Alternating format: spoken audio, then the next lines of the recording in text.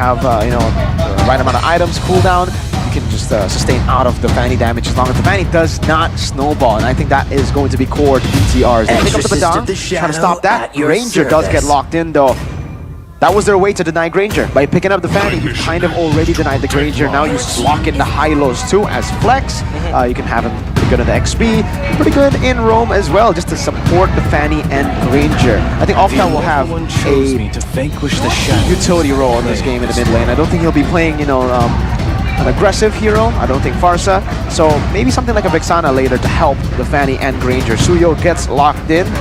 They want to try to invade early, I'm guessing, right? Try to steal away the purple buff maybe after Turtle 1. I mean, high loss is a staple pick for Cerrito as well, so if they want to flex it, still very, very possible, even for Mueza. But, you know, talking about Mueza, this guy is much more of a playmaker roamer. You know, the Chos and the other playmaking roam heroes that he likes, so it's more likely to go into the hands of Cerrito. But then again, talking about the fans, they banned the Hilda. Okay, so, talking about the Hilda, this is actually going to be very interesting because if they pick up the Hilda, it's going to be high pressure coming in from Dewa United to just push the lanes. But now talking about the Granger and Harith matchup. In lane, I feel like it's a 50-50, but as soon as Granger hits level 4, that Harith's not going to have a good time. What do you think, Mirko? Yeah, there are several power spikes, but it's mainly a skill-dependent matchup.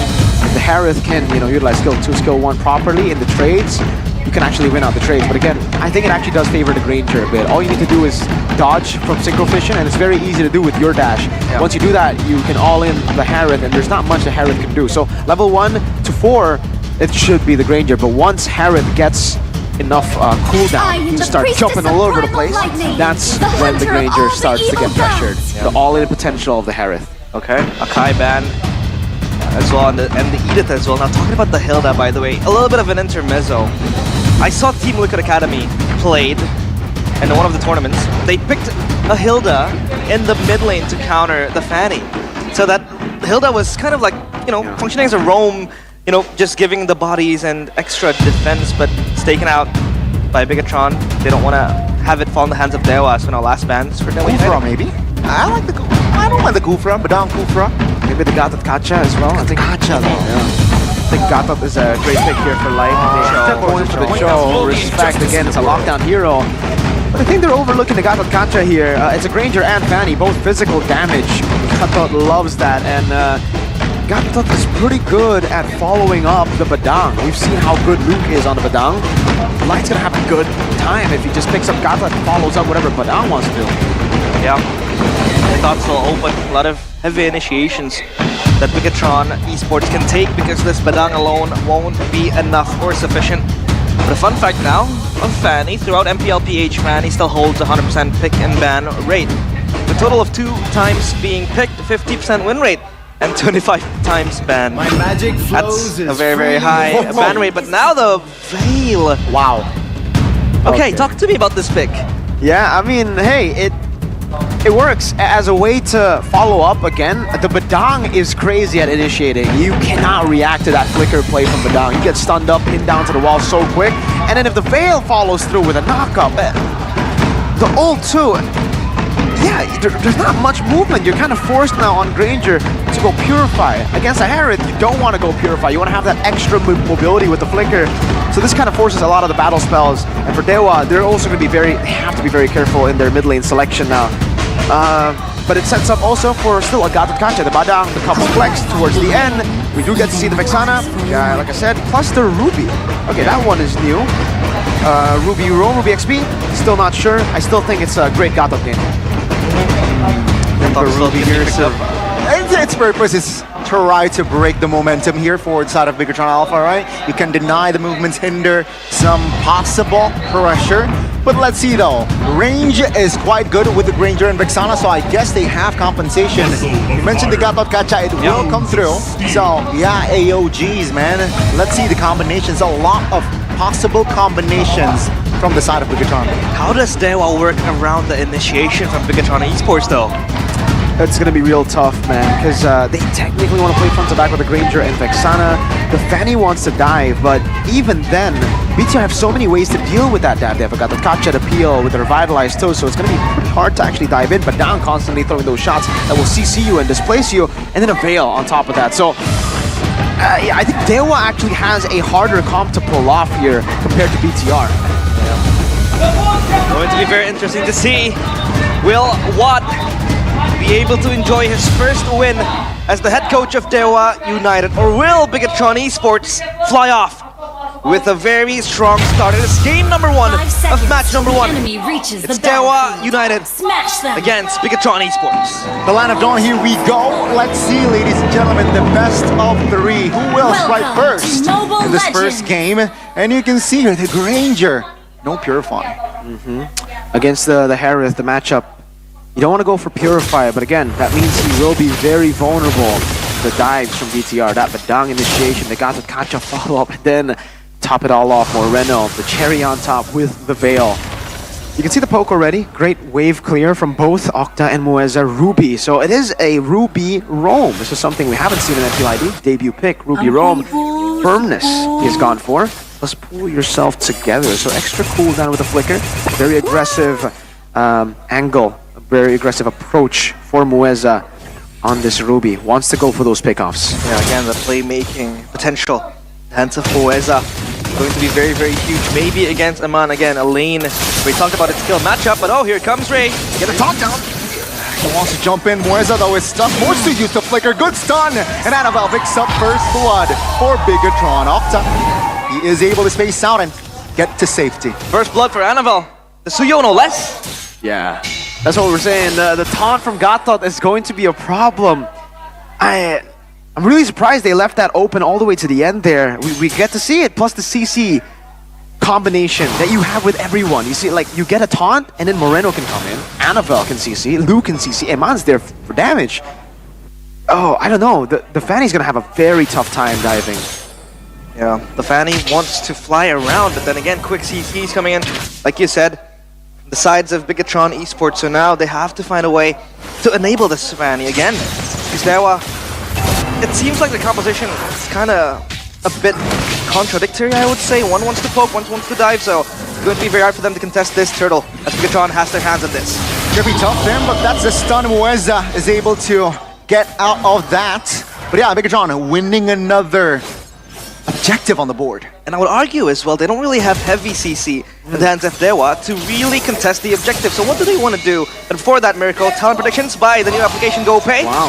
2-0's Barnevin. 2-1 for Bigatron now, for Esports. Yeah, they want to continue this. Orange buff. That's a stun, that's a knockup.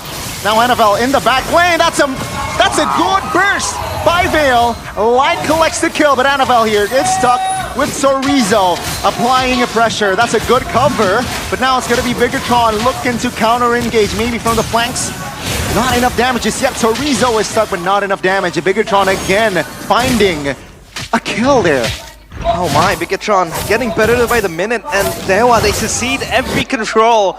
What is going to be their turning point? They gotta get the Fanny going. I mean, at least Ray is doing a good job at not getting baited into these fights. Going straight for the orange buff up top after recalling earlier. Luke, though, was able to steal a green camp. So they're doing a pretty good job despite the fact that Ray was able to get the orange buff at shutting down the Fanny. Now BTR have control of the top side of the map completely. And yeah, purple buff is spawning at 14. BTR, they're gonna play for the purple. They have to. They have to deny Ray that purple buff because he doesn't want to give that energy to the Fanny. It's been a hard game for him. Now Chorizo. Yeah, no revitalize. It's good night. Bigatron, they knew that. Now AOG aggressively. Purple buff is gonna be in contention, and Dewa, will they be able to find the flicker? That's a stun. That's a knockup. My God. Nasty combinations in the land of Donovan. Ray finds a cheeky kill on towards the Veil, and Bigatron will not be able to collect the purple. You called it, Mirko. The fifth crack into the windstorm. It's a very quick CC to respond to.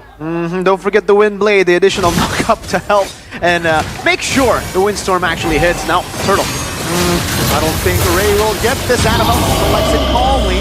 Bigatron this time will not go in on towards the fight line. Will recall to safety. Now again, those headers for Dewa United to really win out the fight. Again, Luke coming in. No, I don't think this is the right fight. Moreno though caught. Dewa United again finding another thing on the board. Good response here for the first 4 minutes. They still got to be careful. Ray is actually getting a lot done. Ooh, well played. Gets the red tree on the green camp. He's doing a good job. That's why we were still, despite the draft from BTR, expecting Ray to be a threat. This guy is phenomenal on the Fanny, and his mechanics can still shine through. All he needs to do is be wary of the CC. Once Luke has used that, all the CC, it's going to be very tough. Possible engage here, 2v2 top lane. But it seems like they both will disengage here. Bigatron, though, will win that trade. Yeah, and slightly. The question is, who will really catch this Fanny, right? I mean, yeah, there is a game of chance of CCs coming in. Maybe the Windblade coming in from Moreno, or maybe Luke, the Fist Crack, might be able to catch the Fanny, lacking. But again, Ray, like you said, has been doing a very good job not forcing himself into the fights. He's just trying to get as much resources as possible. Mueza! That's a Terrify coming through. 5v4 now. I don't think Bigatron will force this one out. Good taunts. Chorizo popping that glorious battle. Annabelle will dash to safety. And Dewa slowly but surely finding wins. Is this the win con they're looking for, Mirko? Yeah, it is. It's to get Ray the purple buff. He's been bullied in the early game, but that's what we can expect from a comp like BTR, to try to bully in the early game and shut down the Fanny. The fact that Ray was still able to, stay equal, seems like it's great, because again, they still have that insurance in the gold lane. Maybe he's constantly scaling. He's doing a great job against Eman here, stacking up. Eman also, I believe, just waiting for his item power spike to go for a team fight and then play with the team. BTR, 1,000 gold. Is it enough? I think not yet. Not yet to actually fully take control of the game. Turtle 2, big contention point.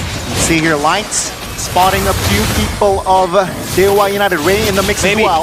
Oh, that's a Fist Crack now. Let's see the immunity. AOG will secure that turtle as well. Luke, though, will be bursted out almost to his death. But that's going to be the Windstorm coming through. Dewa United disengaging, but Mueza is isolated. He is stuck. Ray finding another kill to trade. Mueza 1-for-1. Bigatron, though, they collect the turtle. That turtle for Luke, maybe. Luke has to go down. But again, now Dewa, they look scarier by the second, because now maybe can join the team fights. He has the Hunter Strike and the Sky Pierce already. Maybe he might want to look for the stacks going on as to be able to scale into the late game. Again, like you said, insurance still available. The hands of the Ranger in that bottom, or gold lane rather, for Dewa United. And he's constantly scaling, but you can definitely see, what BTR are trying to do in these fights, Secure the neutral objectives, and for Luke, he decides to flicker out of the bullets from Granger. It's all about denying the Granger of stacks too. So they're trying to take away the purple buff, obviously shutting down the Fanny, but they're simultaneously trying to stop the Sky Piercer from getting stacked up by Maybe. I think that's a good job, but that means you're giving a lot of kills to Ray instead. And I still think you choose your poison. They ended up choosing Ray to give the kills to.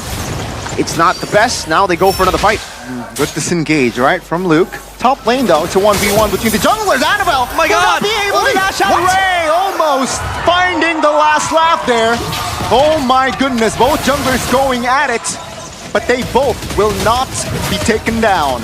Felt like Annabelle was fish in a barrel. Ray was able to get the better hold of him, but thankfully, Annabelle didn't fall. Yeah, clean moves there, sidestepping the cables, just barely. A bit of luck for sure played into that, but great positioning and great moves from Annabelle to prevent a big kill. Fanny could very well take control of the game if he got that kill, especially considering the Lord would have just spawned in the game and Dewa would just have full control. Oracle done for the Badang. Thunderbell still stacking too. BTR have ways to scale, but Dewa United, they're getting stronger by the second. Maybe has already gotten a few of those items already onto Mel. Where's up? He spent the flicker. That's an all-in. Onto his Luke. 5v4. Is that the right call? Let's see here. Bigatron a man down. Moreno poked. I think Dewa United, they need to start the Lord ASAP. Yeah, look at Maybe. He's poking Bigatron down to their teeth. And without Luke, they don't have a proper engage to set up for the Veil, to go for the Windstorms or the Windblades and Light. He has to make a play as well to deny this Lord and make it relinquish in the hands of Dewa United. Here, Luke is back in the fray. Dewa United wasn't able to exploit that man advantage. Now in the mid lane is actually Iman half HP. Wow. But yeah, Bigatron here. Good recovery. Oh my God. It's going to be very close to Lord. The Lord. It's going to be Annabelle taking the Lord. Ray, though, will not be able to find the steal. 3,000 gold almost here collected. AOG committed onto the mid lane. Alta taunted and taken down.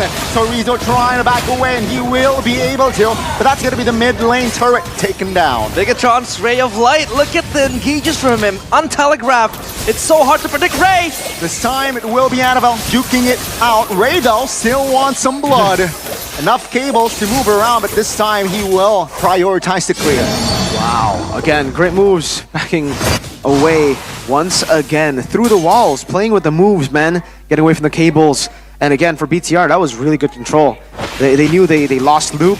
They went back into the mid lane. I think that was a great move by Iman as well to hold on to the Purify, to bait out those abilities, knowing that Dewa were split up and now BTR have the Lord. They snatched it away from Dewa, and they're going to put on some pressure. Iman can't be assassinated anymore. That's the power spike we were talking about for the Harith. Once you can dash constantly, now with a Holy Crystal too, I think if you all in the Harith's going to be the one killing you. Yeah. He's probably going to opt for Blood Wings as well as the last item to add that defensiveness into his kit. But again, Bigatron Esports, their Lord taken down. They're trying to re-stabilize the lane equilibrium and the Land of Dawn for now, and Dewa United. They just need to tone down the things a little bit, because talking about base defense and, you know, that high ground fortress that they can build, I feel like they have really good base defense. I mean, in the hands of Ranger with the poke, and then you can have Octa just spam out the Eternal Guards, and Ray will just try to assassinate Bigatron Esports. But then again, like you said, Harith is now practically untouchable. So who does Ray want to reach out to, you know? Moreno. It's the only safe bet to actually assassinate someone. Well, technically Annabelle too, but only if he's alone. I mean, I can say the same thing for Moreno, but at least for Moreno, you just have to wait for you know, the other CC abilities to be used, and then you can assassinate him, just like he did when BTR tried to go for the first purple buff, you know? But other than that, man, I gotta say, Ray is playing it a bit defensively now, knows exactly how much CC threat and damage threat there is on BTR, so he decided to go for Heptases, Melphic Roar into the Anti-Cuirass, so he's not going full damage. He has respect for BTR's damage dealers and just how much CC they can provide to Dewa to lock him down. Yeah, extra tenacity and also extra defense stats for Ray, but so far it feels like he's just out-damaging Annabelle the 1v1, so Annabelle has to be wary of that. As Rizzo opens up his bodies, and he has to defend this purple buff because Dewa cannot let it go. Will this be a mistake for Bigatron? They're trying to apply pressure, but Lion is out of HP. Tori's pathway pops. That is going to be enough for Ray to collect his purple with his retribution, though. Bigatron, they will move on towards the Lord. Yeah, no retreat for Ray. This Lord is going to be very vital into how they want to progress in the game. Weza looking for an angle. Oh, good damage. Weza flickers out. Torizo, though, isolated. Now it's going to be the Elites trying to find an Annabelle, collects a Lord. That's a stun on towards Ray. Amon picks up the shutdown.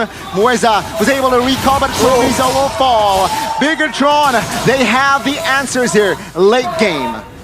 Well played to Eman again, man. I mean, well played to the entire team for rotating after the purple, baiting out the retribution, saw the retreat straight away.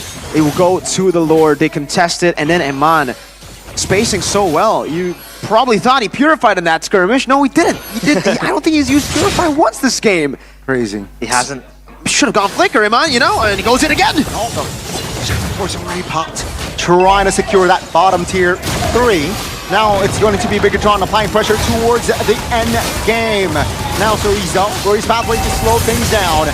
Will Bigatron have enough firepower? Ray jumping in, trying to find an angle. This time they will defend their base, and Bigatron, they will back away. Yeah, the crystal's still intact, but again, it's losing a lot of HP. Weza might look for a Hail Mary play with him unoffended. Going to Iman. Oh, let's see here. AOG! 5-2! And that's a stun as well. Ladies and gentlemen, Bigatron, they ain't stopping now. Dewa, can they defend? The answer is no. Game 1, done and dusted. Clean slate for Bigatron Esports. Dewa via Ray unable to go online. And the Red Robot shut down Dewa United in the first game. 1-0 for Bigatron Esports. GG, well played. Bigatron Alpha, I think they just outclassed Dewa United there a lot of times. And Man finally got to use the Purify, so it was not just for show. Just to put it out there, well played. Really, really clean game from BTR. It took the keys to victory, literally. They have shown so many times that they do tend to throw games when they get the lead, and there they stuck to their guns, full discipline from the start all the way to the end. Even when they had the 2,000 gold lead, they didn't force out the purple buff steal, the purple buff invade, and we get to see this move. I wish we could have gone a few. What would go good against the Phobius? I think Vexana. They can go Vexana here in the XP. They can go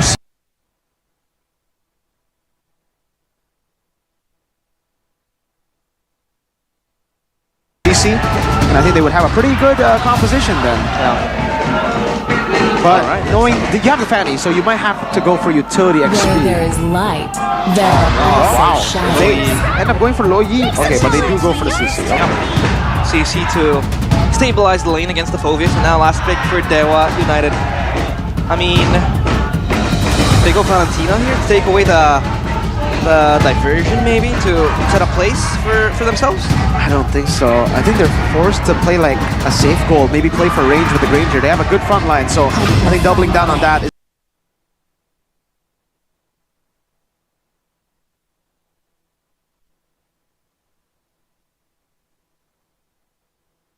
better.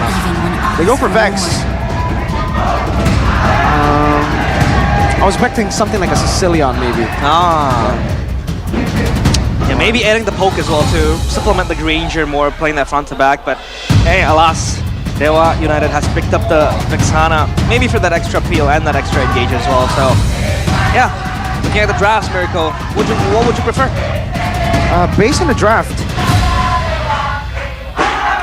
I think it's easier to execute Dewa's plan, but the Loyi on Moreno is certainly scary, and Fanny here, I don't know.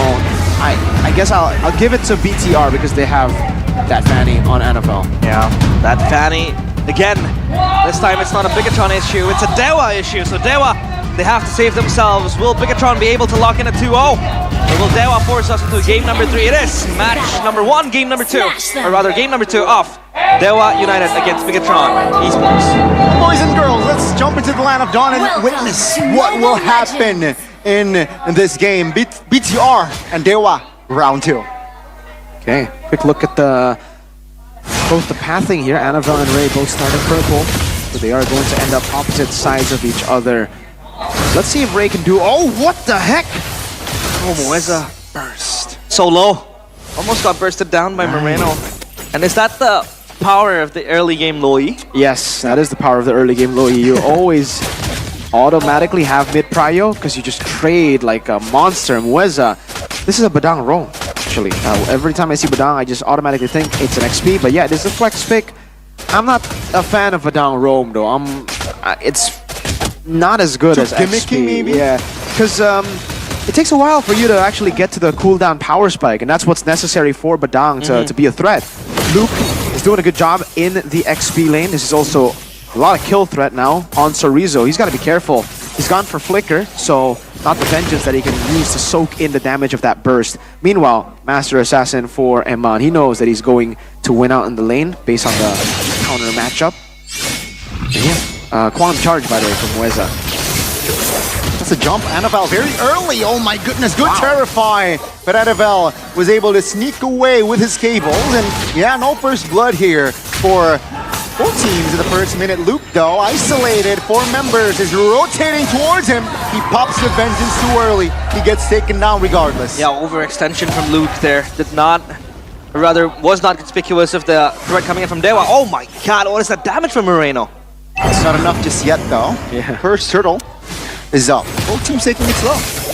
Ooh, an unsuccessful attempt up top too. So far, BTR have not been able to utilize this Fanny the way they wanted to. CC2 down. So Dewa get the turtle. Should be for free. They have the momentum. They have that kill. And let's see here. Bigatron, what will they compensate this turtle with? Ray is able to secure the turtle, so Dewa United still able to breathe much more easily the early game, despite the kill threat coming in from Bigatron Esports early on, and Eman just trying to dominate the gold lane up top. against Maybe. Maybe also doesn't really want to contest this Irithel, right? He just wants to scale into the late game, go for the Sky Piercer and the Hunter Strikes, and just have a good time as the Granger. Meanwhile, Luke should farm up the plates and get as much gold as he can. Item check here. It's Conceal here, bought by Mueza. Too crazy. We have the Jerkin for the Irithel for Eman. Already the Warrior Boots light taunt. It's a good taunt. That's a good AOG. There, Born. It will force you to use the Flicker, and that's going to be actually Light who will be punished. Annabelle, though, finds blood, and that's going to be an equal. No, that's a favorable trade. There's Roamer for the mid, but Luke off camera gets taken down. Sandoval out. He has the cable out. Thankfully, he does successfully into the safe haven, and Mueza might fish for an angle, but Annabelle is still okay. So a very good assassination coming in towards Octa. Bigatron, is that a win? Virgo?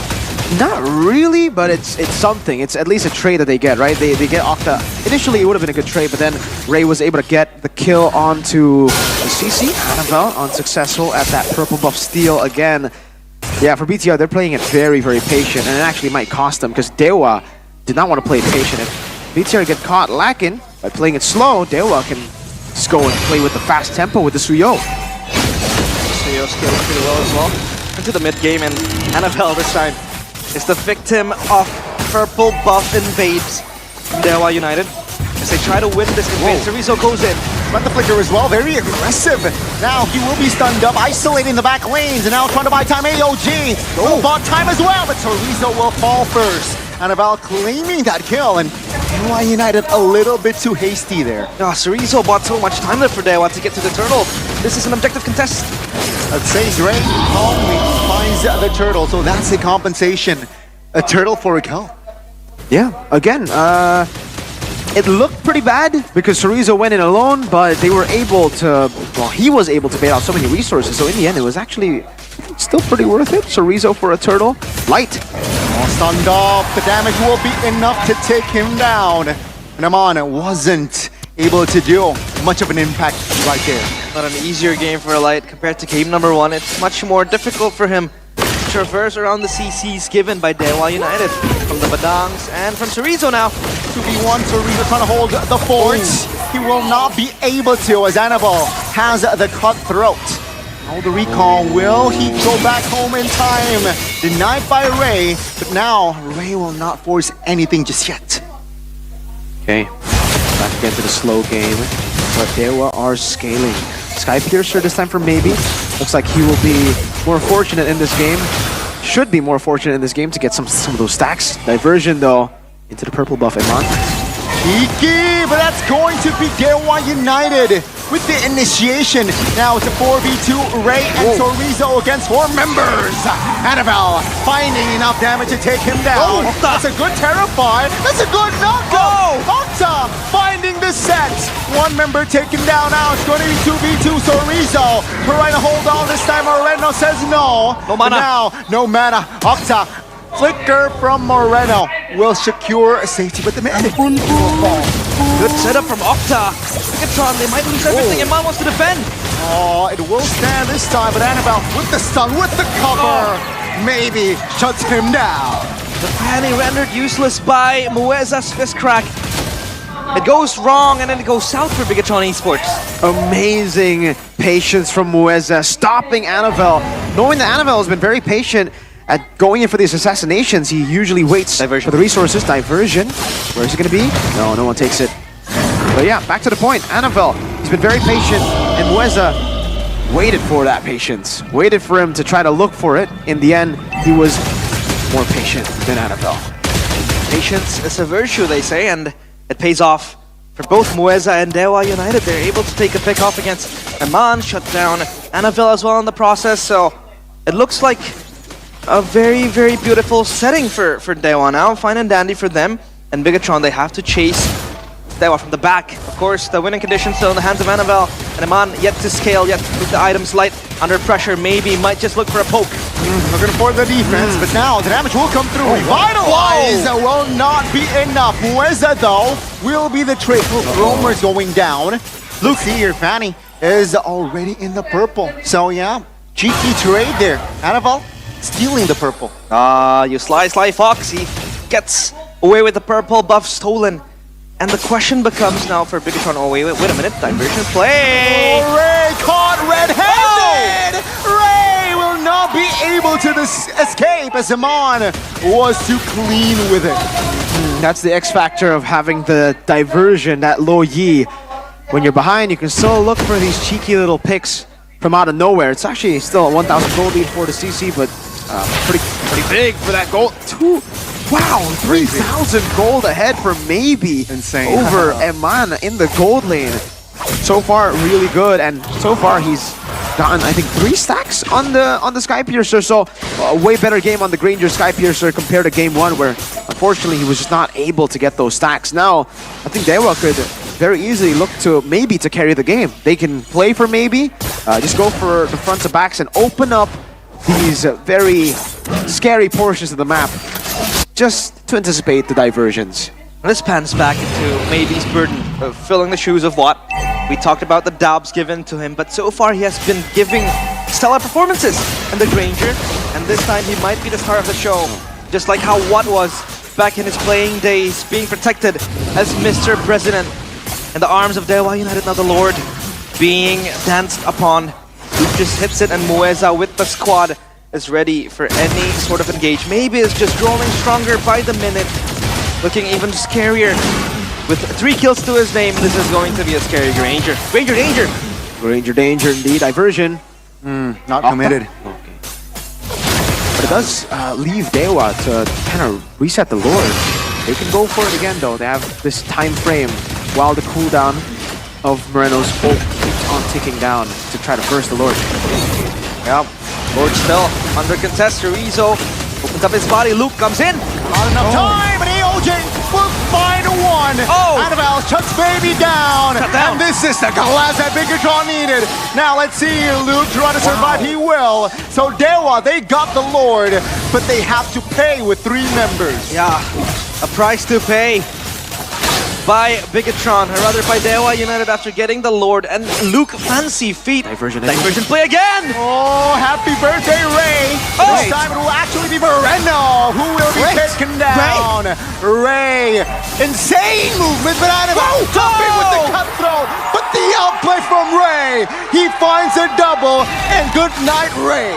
Ray-tribution again, his namesake speaks for itself. It was the Lord this time, now it's Annabelle and Moreno. Are Bigatron going back into their overextending plays, Mirko? That's the Bigatron I know. Once they get a big fight, they throw it with a weird diversion. What was that? Might actually extend this series as they put Light to sleep.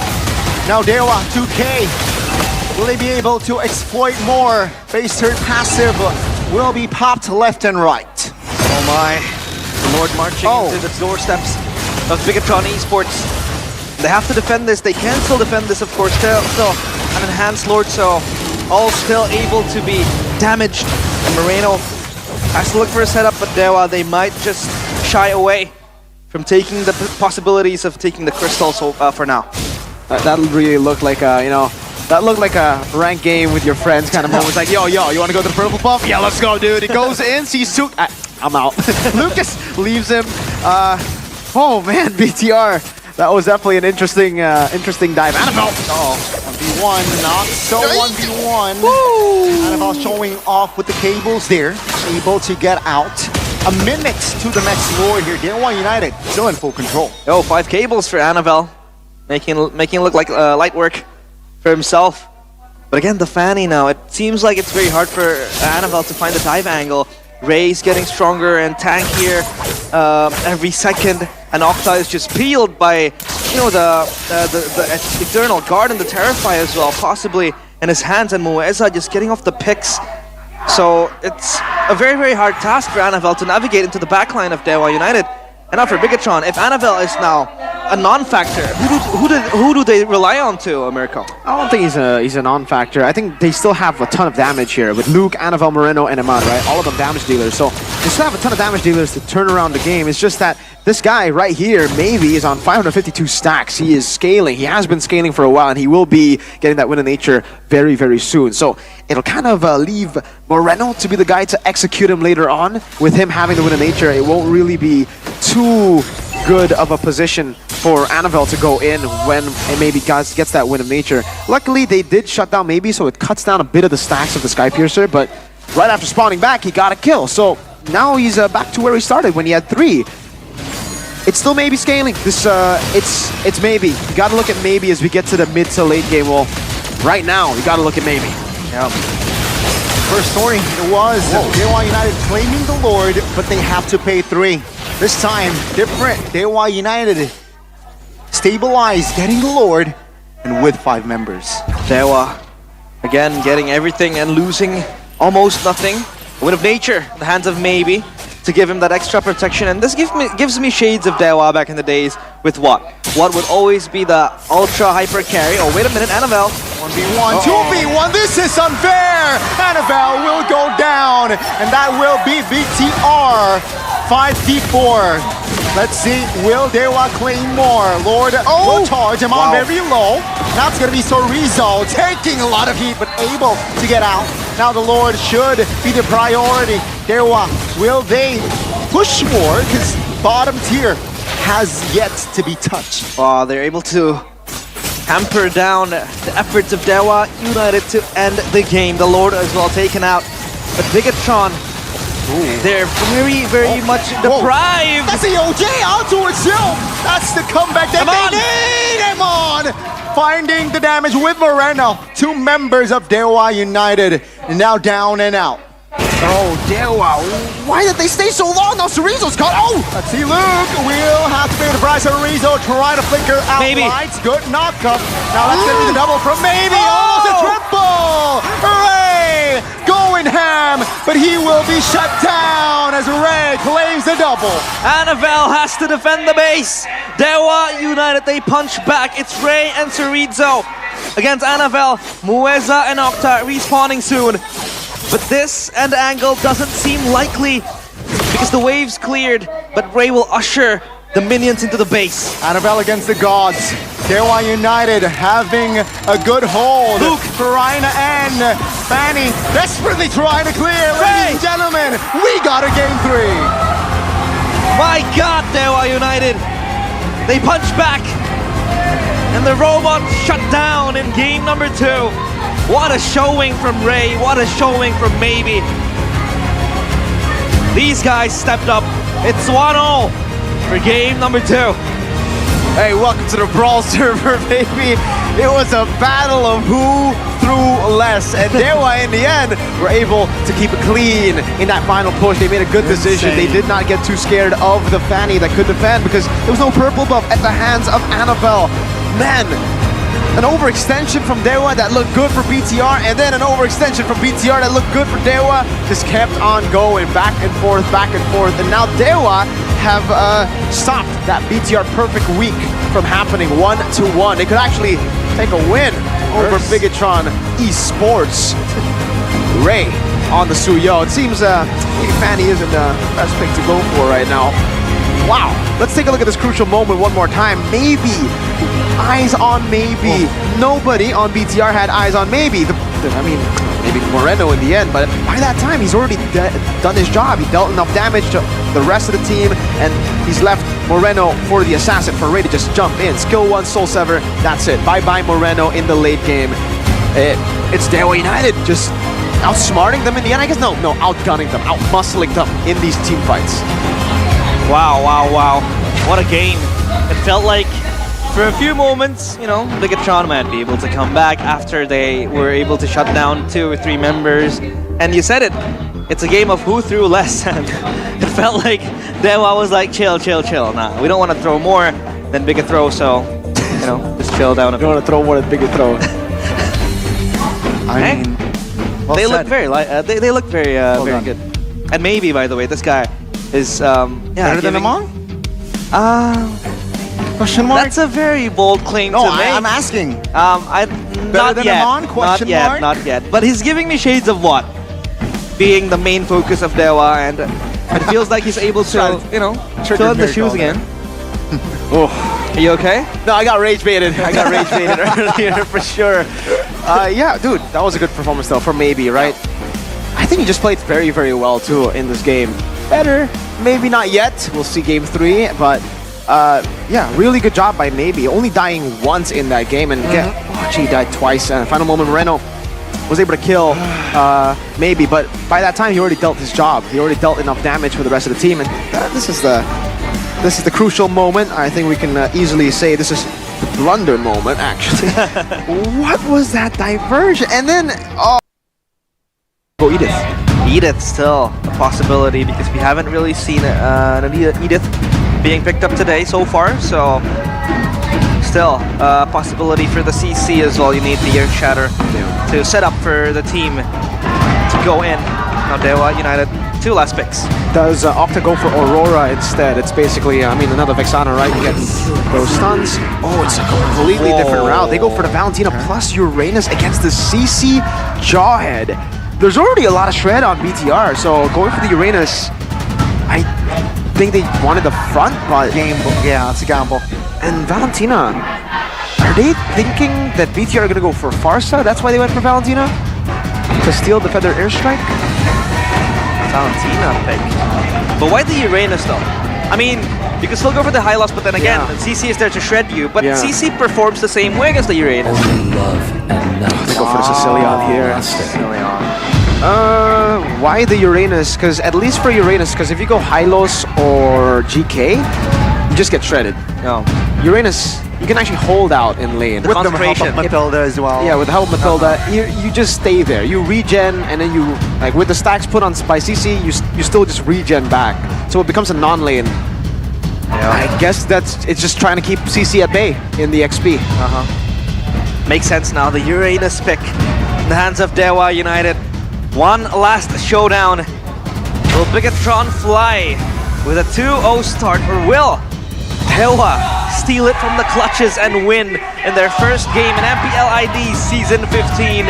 Game number 3 is now down and out in Land of Dawn. Dewa United Esports against Bigatron Esports. 5 seconds till the enemy. Ladies and gentlemen, reaches let's the see here battlefield. one last time. Will Bigatron Esports claim another dub, or will it be Dewa Welcome first dub? to Mobile in Season 15? Legends. Let's see. Taking a look at the emblems. Impure Rage, most of them. Mueza already very aggressive to start things off.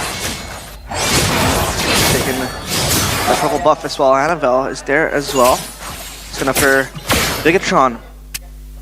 They have the Sicilian as well for that extra damage. Playing front to back makes sense in this composition. They have the Shredders, the CC, the Ranger, and the Sicilian. But for Dewa, they're gonna play it super safe, I guess. They are. It's going to be, again, I think game 2, it was minute number 2, where we got the 2-ish, where we got the first blood. I expect also another 2 minutes plus here. Perhaps we might see a first blood here. Both teams will definitely play it safe. Possibility, but then again, you know, with Mueza and Ray, the Alpha. Wait a minute, Light! Never mind, I stand corrected. Chorizo will be taken down.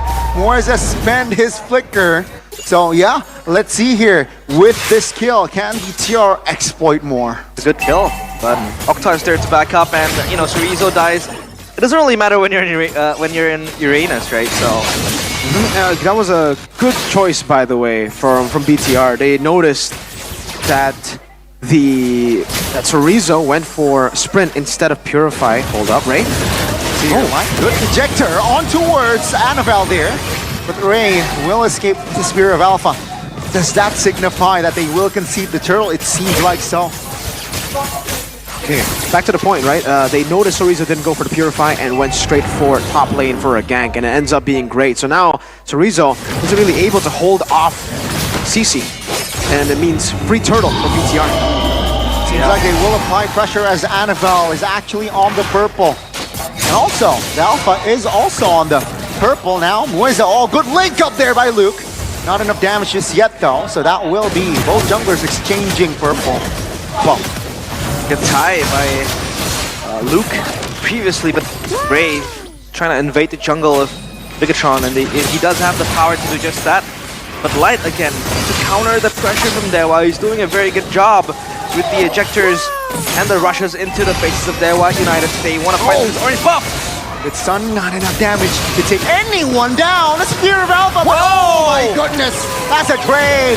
Lied will find the kill as well. Octa flickers out. The damage will not be enough just yet, though. Maybe jumping in time to cover for his teammates. A 2-for-2 at the end of the day. Wow, Annabelle with the Queller takes one into the grave with him.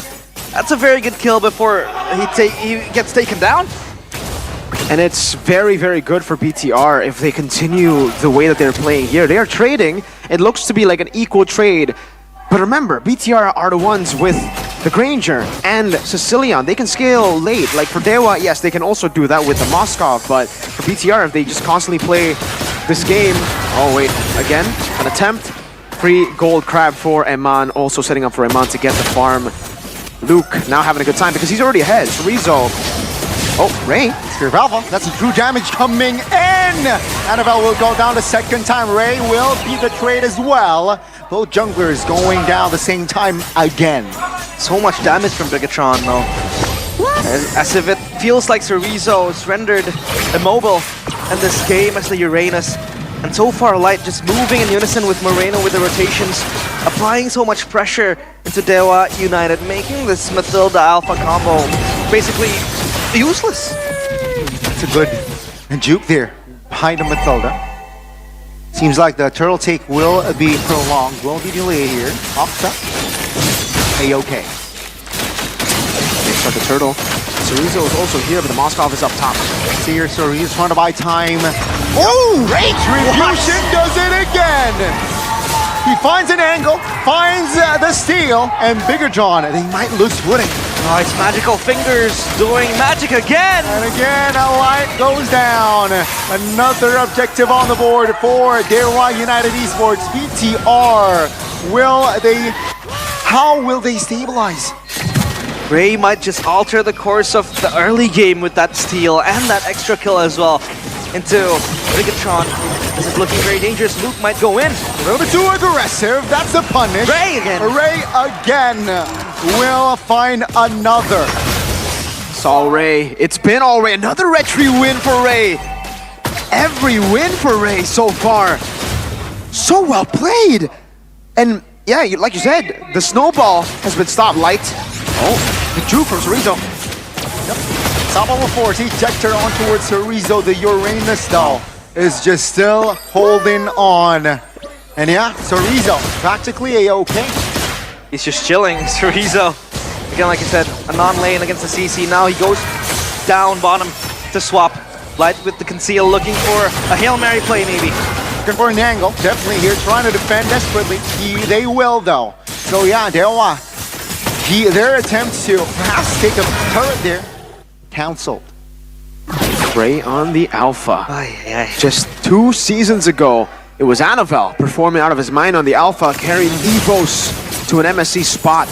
But now, it is Ray who has really stepped up in both Game 2 and Game 3. Game 1, also an amazing performance by him. I would say a better Fanny performance than Annabelle on Game 2, despite the losses for the Fannies.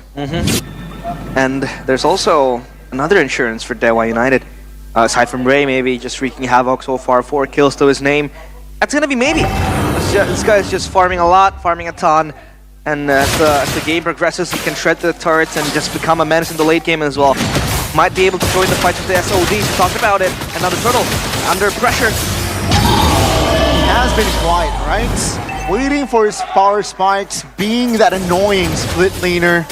And yeah, with the golden staff here, it signifies that just one more item maybe should be more active here. Oh, with the flicker, Moise that commits one on towards him on. He brings one. Will the damage be enough? But Octa too deep there. He gets punished. BTR might look for one. Ray finds a Spear of Alpha. Wasn't able to take him down just yet though. Octa was in an airplane flying south. And unluckily though, he had to die in that process. Yeah. Oh, bottom lane. Possible gank. Let's see, maybe. Just one flicker. Thank God he brought the flicker, he said. Yeah. Goes die with the Purify for sure. Back to the point. Hey, I don't know. I don't know if Octa should be the one taking the guiding win. If that was Ray, Eman would have been dead for sure, right? I don't think Octa is there yet to... I don't think he has enough damage to kill Eman with just the help of a guiding wind and a circling eagle. So they gotta be way more clinical. They gotta make some smart decisions here. They can't just let that happen. That was big. Eman got a stack on the Sky Piercer. Stack, of course, will be relevant as the late game goes, because that is the holy grail of Granger. And so far, Bigatron Esports able to hold on the pressure that Ray has been able to engrave in the early game. Come the mid game, it's going to be very interesting to see now. Item check though, Mirko. Wow, despite, you know, this Moskov always being in the side lanes, farming up, I thought he would be the one holding the gold lead, but no, it's still Eman actually. 772 gold lead over. It's all of BTR members having the lead still. I think that turtle got them back on track, but still, it's not the lead that they would expect to have here. I think by this time, especially considering they had an amazing early game, amazing start to the game, they would have wanted to have like a 4K gold lead at least by now. Still though, control for BTR over Dewa. Chorizo on the Uranus still. When it's clumped up, when BTR are clumped up, I still think they have too much damage output for Chorizo to handle. See here, will Dewa United recover? Oh, that's a Spear of Alpha connected towards one Ray again! He finds a retribution! And they will find the collapse as well! Anaval will go down. Chorizo is the only member that Dewa United has to pay. It's going to be a 2-for-1 plus the Lord, and they will sniff out on Luke. Luke, will he be able to escape this time? 3-on-1. He goes down. Dewa United.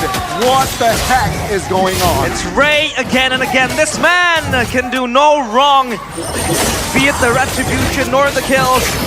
Alpha is his spear now going into the mid game.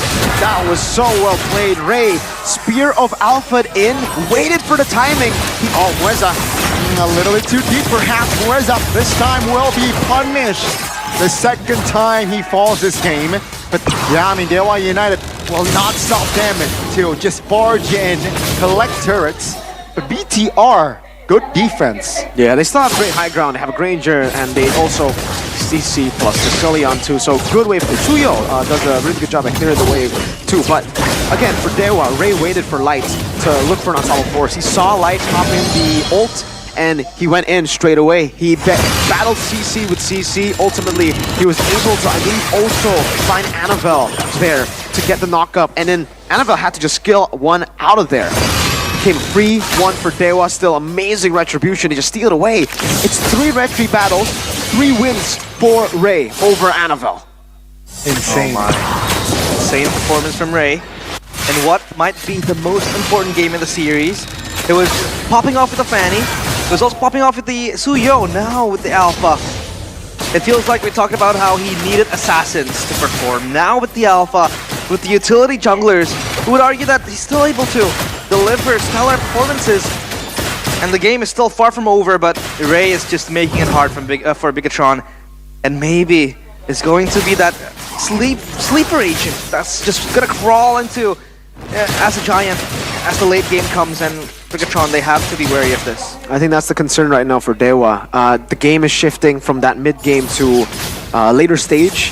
BTR have scaled with Sicilian and also with Eman and the Granger.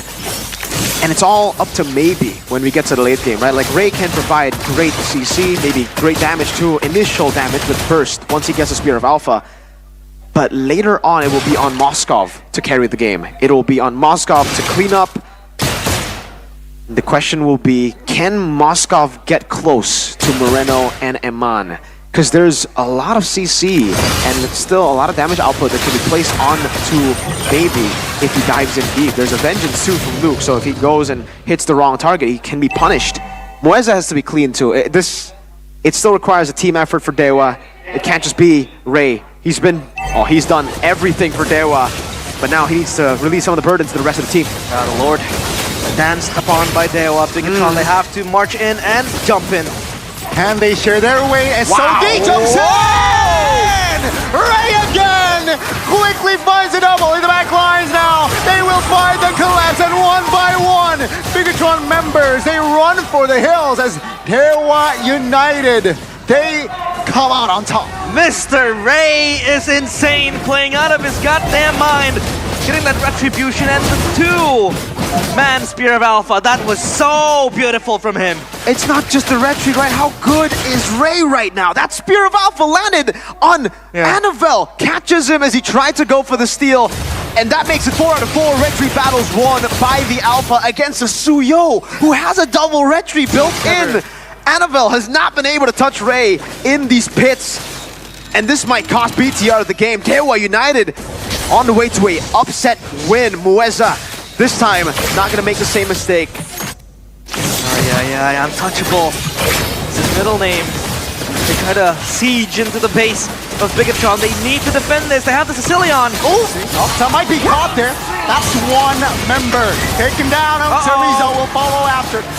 5v3, great defense as the base turret remains standing. Top lane though, a little bit threatened, but my lord. What happened to Bigatron again? They didn't respect Bigatron's high ground mandate. They still gotta respect it. They gotta play with Lord, play it very slow. In the base, it's the proper win condition for BTR. In the Lord fights, it's great because Dewa can make it chaotic. And in the base, BTR can play front to back. And oh man, that might have been, that's a big mistake from Octa, man, walking up like that against a Granger and Sicilian. Bigatron was defending a minute ago. Now they're on the offense. Now base turret should be the main priority.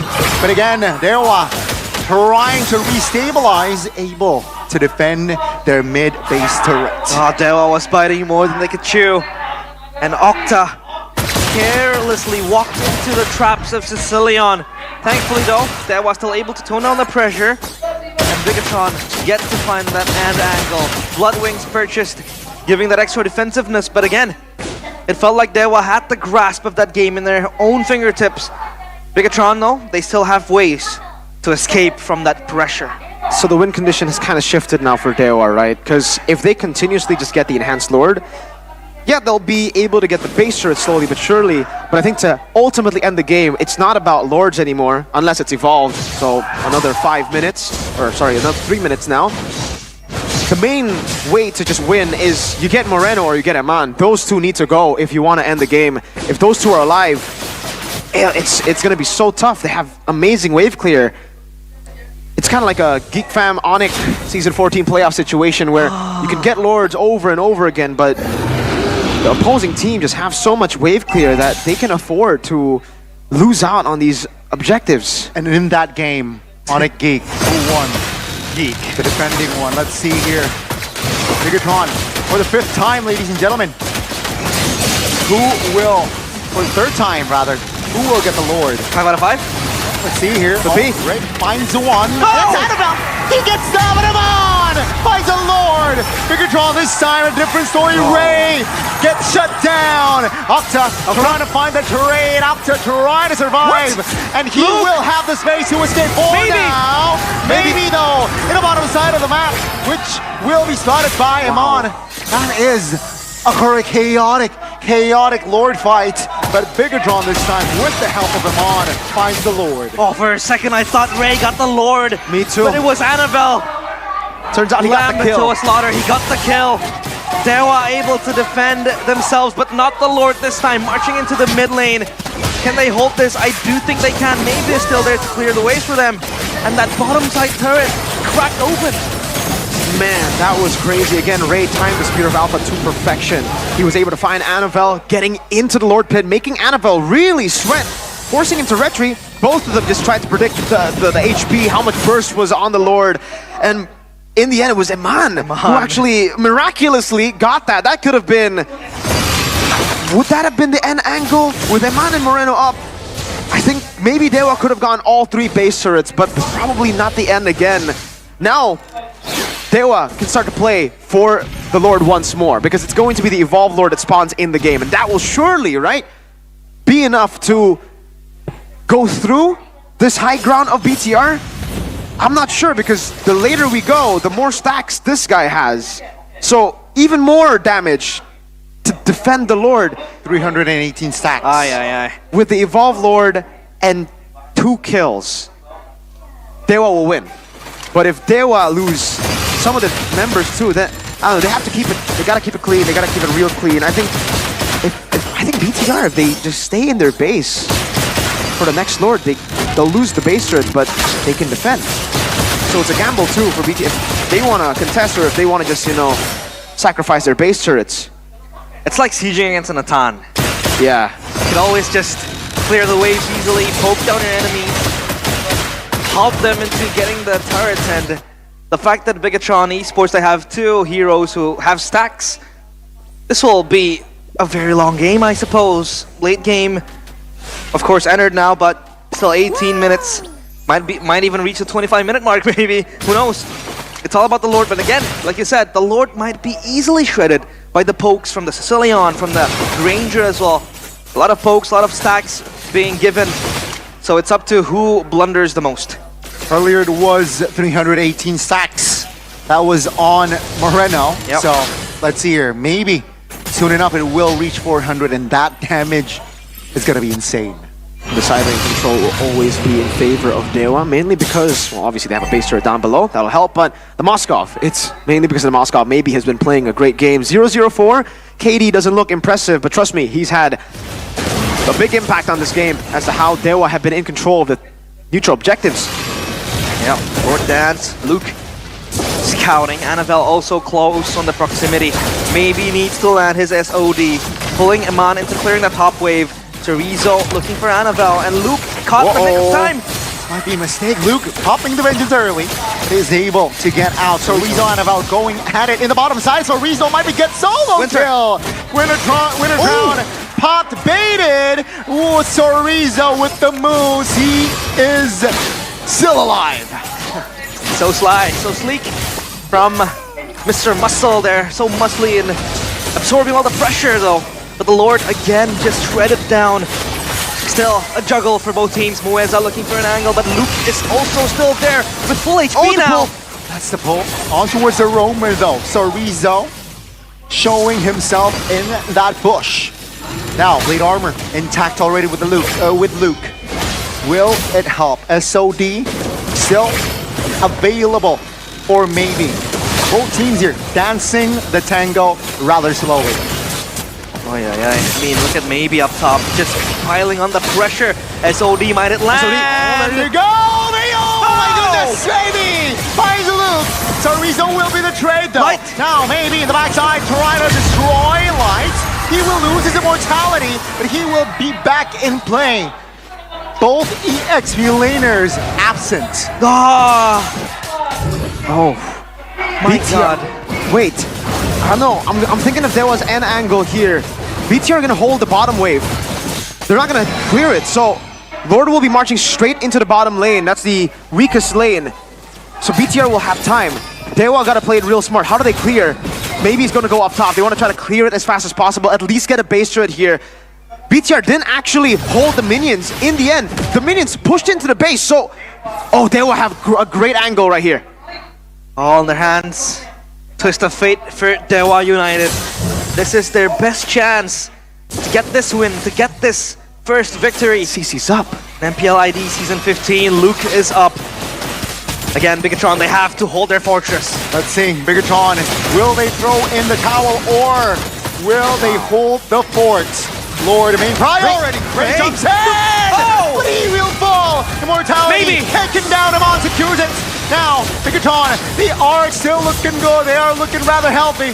The mid turret in the mid will fall.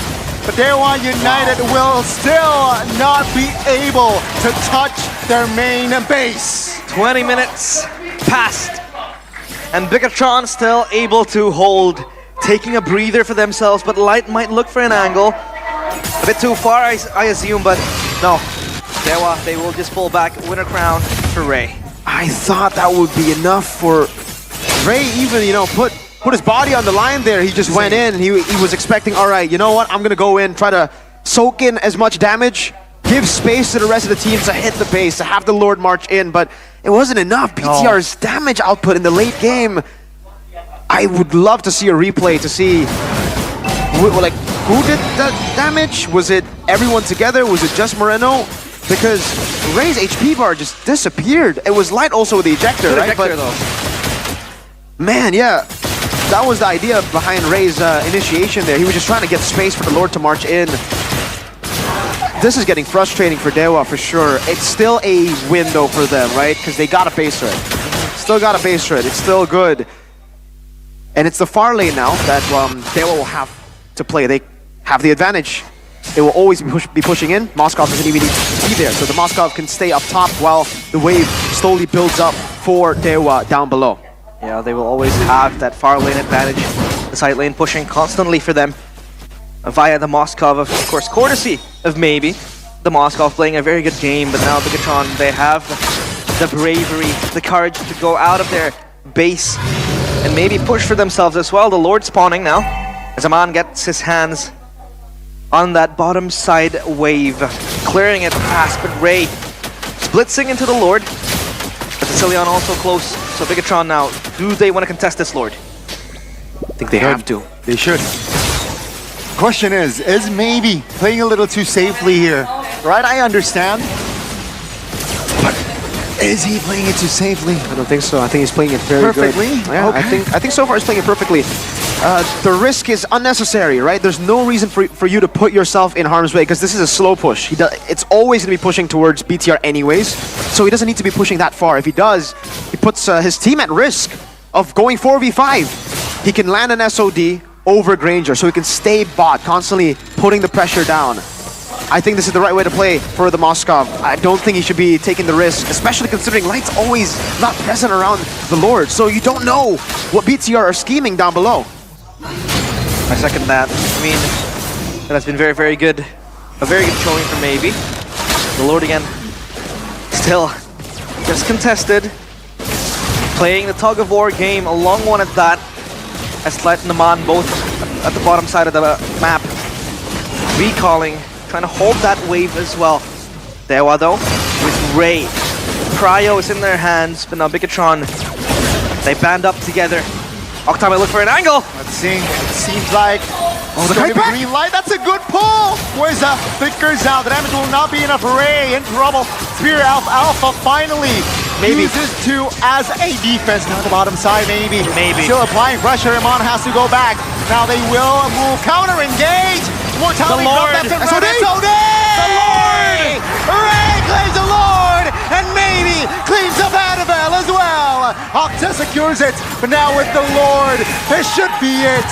This should be the final Lord. Captain Ray in the nick of time as Bigatron lose everything but gain nothing. Annabelle gone, Lord in their hands. Dewa and Angle here. The gods are marching into the base. Oh no! It's a 5v4. Ray misses his Spear of Alpha. Luke though will be bursted down by Octa. Aman from the flags will not be enough. no! Ladies and gentlemen, the debut of what will stand strong. And Bigatron Alpha, for the first time in Season 15, will lose out to the gods.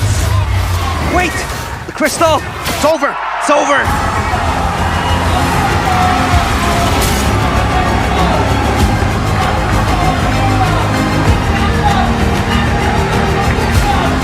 The gods rejoice, winning their debut game against the Red Robots with the Terminator in their helm. As they descend into the arena, they win the series 2-1. Dewa United knockout Bigatron. Retribution. Dewa United just guided away. Maybe a perfect game there. Down below, constantly putting the pressure. And Ray, that last play was maybe forcing out people to recall, but it ended up being still on Ray. Eman recalled. It was a retry battle one more time. Eman was no longer present, so it was another 50-50. And Ray remains undefeated in that Retribution battle. That makes it, what, 6 out of 6 Retribution wins throughout the game. Insane. A perfect record for Ray on the Retribution. It's in his name, that Retribution. And for BTR, they have to go back to the drawing books. For Dewa United, this team has just pulled off an... Onyx though, I think they might actually explore another role aside from the XB. Oh, that makes sense. Back to your point, Mirko, where you said the Farsa is a possibility. I mean, Granger Farsa is a very disgusting composition, right? But a Pope, one would you think that the Phoveus is still able to dive into the backline, catch really. the Farsa? I think if Ultra Ego go for the high-lows, they already have high-lows. They should have proper frontline, and if they do ban they don't even need to ban out CC here. They can pick up Gatot Kacha too. I think that will be a big contention point. I think Onyx can also pick up Gatot Kacha, can get a lot of value against the Joy, plus the Granger, soaking in Granger damage while also taunting Joy while he goes in. That's an interesting Lucas ban. Usually you see the Phoveus and it should be okay against the Lucas, but no, they decide to still ban Lucas. So for Ultra Ego, what is it going to be? A mid lane ban? Valentina? I don't know. Oh, Vexana could also be a pretty good option for Ultra Ego. Yeah, How about Sicilian For Ultra Ego? to ban? I think they can have a Harriet, but yes, the Jawhead.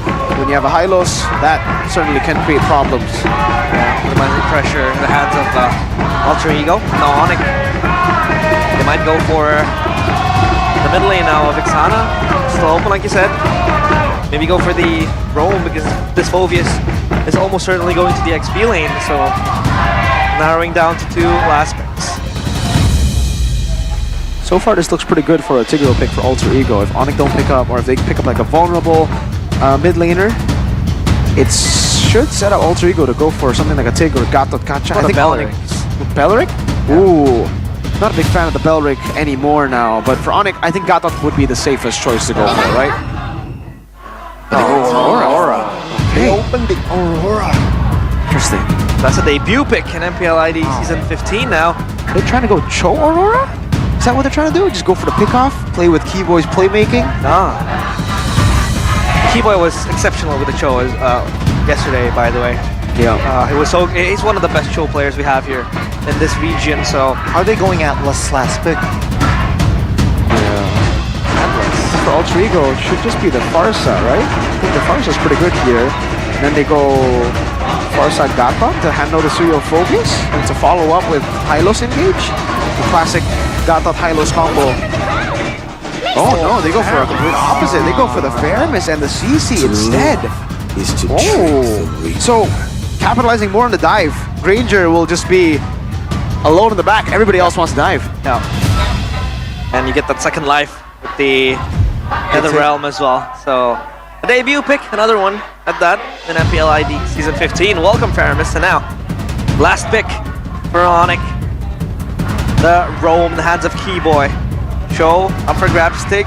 Still makes sense because you want to stop the Joy. You want something that can lock down the Joy. I mean, on the Aura is most certainly enough, but you know, better safe than sorry. And Onyx, one last pick. They go for the Cho. Cho Aurora. Conventional way, right? I mean, I'm sure Zephyr sniffed the Cho pick a miles away, so let's see here. Execution. Yeah. I mean, if they want to play pickoff, like I said, the Netherrealm is still always there to safeguard them, no? Yeah, the Feramis will definitely help from the pickoff that Aurora and Cho want to do. So it's all about rotations on the map. Hijume will have to map to Cho Aurora, and he also needs to be careful because if he's the one that gets picked off, it's going to be tough. Wow, wow, wow. Here we go for match number 2. It's getting hot in here. The drums are banging and the players are marching. It is game number 1 for match number 2. Ultra Ego against Onyx Esports.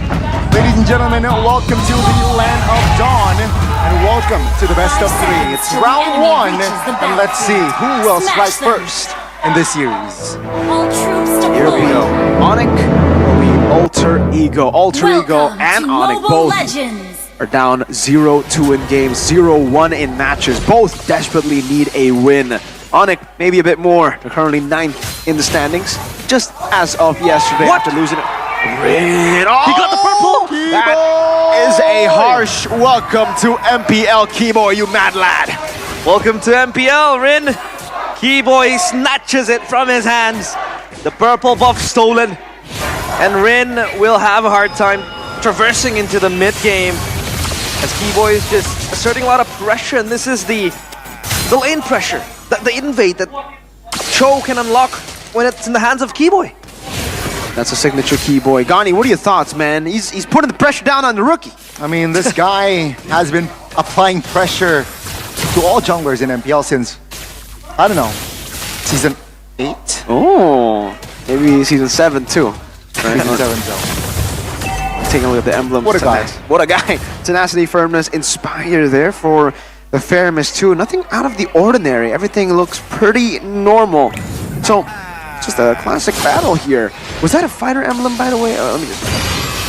Hold up, mid. That's a freeze. That's the Purify. Oh, Hijume barely survives. Sans collects the first blood. Rin will have his revenge and find his kill towards Keyboy.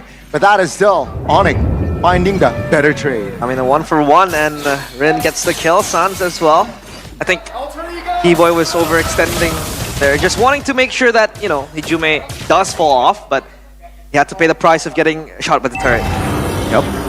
Now, setup for Turtle should favor Onyx with the clear that they have. Rez and Sans battling for level 4. They both get it. Turtle dance early on in the stage, and Nile, Nino is out of the fight. Oh, top lane, it's a solo kill! CW finds solo against Hive, and that's also practically a solo. Sans finding the kill dreams one by one. They're able to just dismantle the formations of Alter Ego, and now let's see a Red Tree battle. Rin will not be able to exploit that, and the objective goes to the Onyx. Look at the pressure from Keyboy. He's zoning out Rin, he's zoning out everybody. And that Alter Ego lineup, 4-1 with the turtle in their pockets. This is looking very, very beautiful for Onyx in the early game. Absolutely beautiful. Dream trying to catch Sans, but ends up just poking him. Pops in Glorious Pathway to Nile. Wave Dragon finds one. That's going to be the damage, already forcing him to use that Netherrealm. Nile, though, punished. That's going to be Keyboy low as well, but CW from out of nowhere finds one. Looking for the double with no mana. Dreams will not be able to sustain, and CW collects the early double. Wow, CW just walks into the mid lane, gets a kill, gets out. As Heist secures his Hunter Strike, but now the talent prediction by the new application go pay again. Unanimous 2-0, except for Nevin. Yeah, this is crazy. Classic Nevin move, man. Last time she did this, the other team won, so I mean, she just did it earlier. All right, Rin, orange buff, he just leashed it in the end for Nile. He just got it with the Queller. But yeah, Onyx has been clean right now. The solo kill up top by CW, Hijume. That was a mistake, by the way, from Nile. He Blade Surge way too far from the kick of Keyboy. Maybe trying to predict the flicker movement. He doesn't even have to, but yeah. Hey, a mistake is a mistake. It happens. Maybe he's gotta, you know, shake the rust off. Jitters in the hands of Nile, of course. His first stage game in MPL ID season 15. Suns having a very good time with the Aurora. So far, they want to move even further. Dreams with a Glorious Pathway. Yep, seems like they will engage here. Rez trying to buy time the back lane. Now it's Keyboy finding Jet Kundo. Netherrealm popped as well. Now the front side. Dreams actually almost breaks it down, but it's Hijume who will fall first. Now Onyx will move on more as Sans collects the double. Rin trying to find a cheeky kill. He will, but now it's going to be Rin actually punished. 3-4-1, and that's a triple for Sans. So cold. In the Land of Dawn with the Frigid Glaciers connecting for Sans. CW almost catches Highs, but he flickers away. That overextension, Nino underneath the turret with his res. He's gonna be fine. Onyx is playing in their territory, man. The turtle fights have been great, and for Alter Ego, it's been so messy. Some of them want to go in, some of them still want to farm. So Alter Ego gotta get on the same page, man. Onyx have just been punishing Alter Ego in their very messy calls. Yeah, they're not synchronized, are they? It seems like they're not on the same page like you said. Nino! Oh, this might be an overextension. Vengeance pops. Now it's in the area as well. Resdal takes his time in the purple buff. Yeah, it's a fight here, but it seems like Rin this time will collect the purple, no problem. Heavily contested by Keyboy, invading constantly into Rin's jungle. The turtle in their side's Glorious Pathway. They want to steal. Level save! Rin finds it. Nile will be bursted down. Rez might be next. And now it's going to be Demonic Force pops as well. It's going to be Onyx trying to disengage, but Rez caught in the act, and Nino collects the kill. Yo! It's Coach Chip in the building! Oh!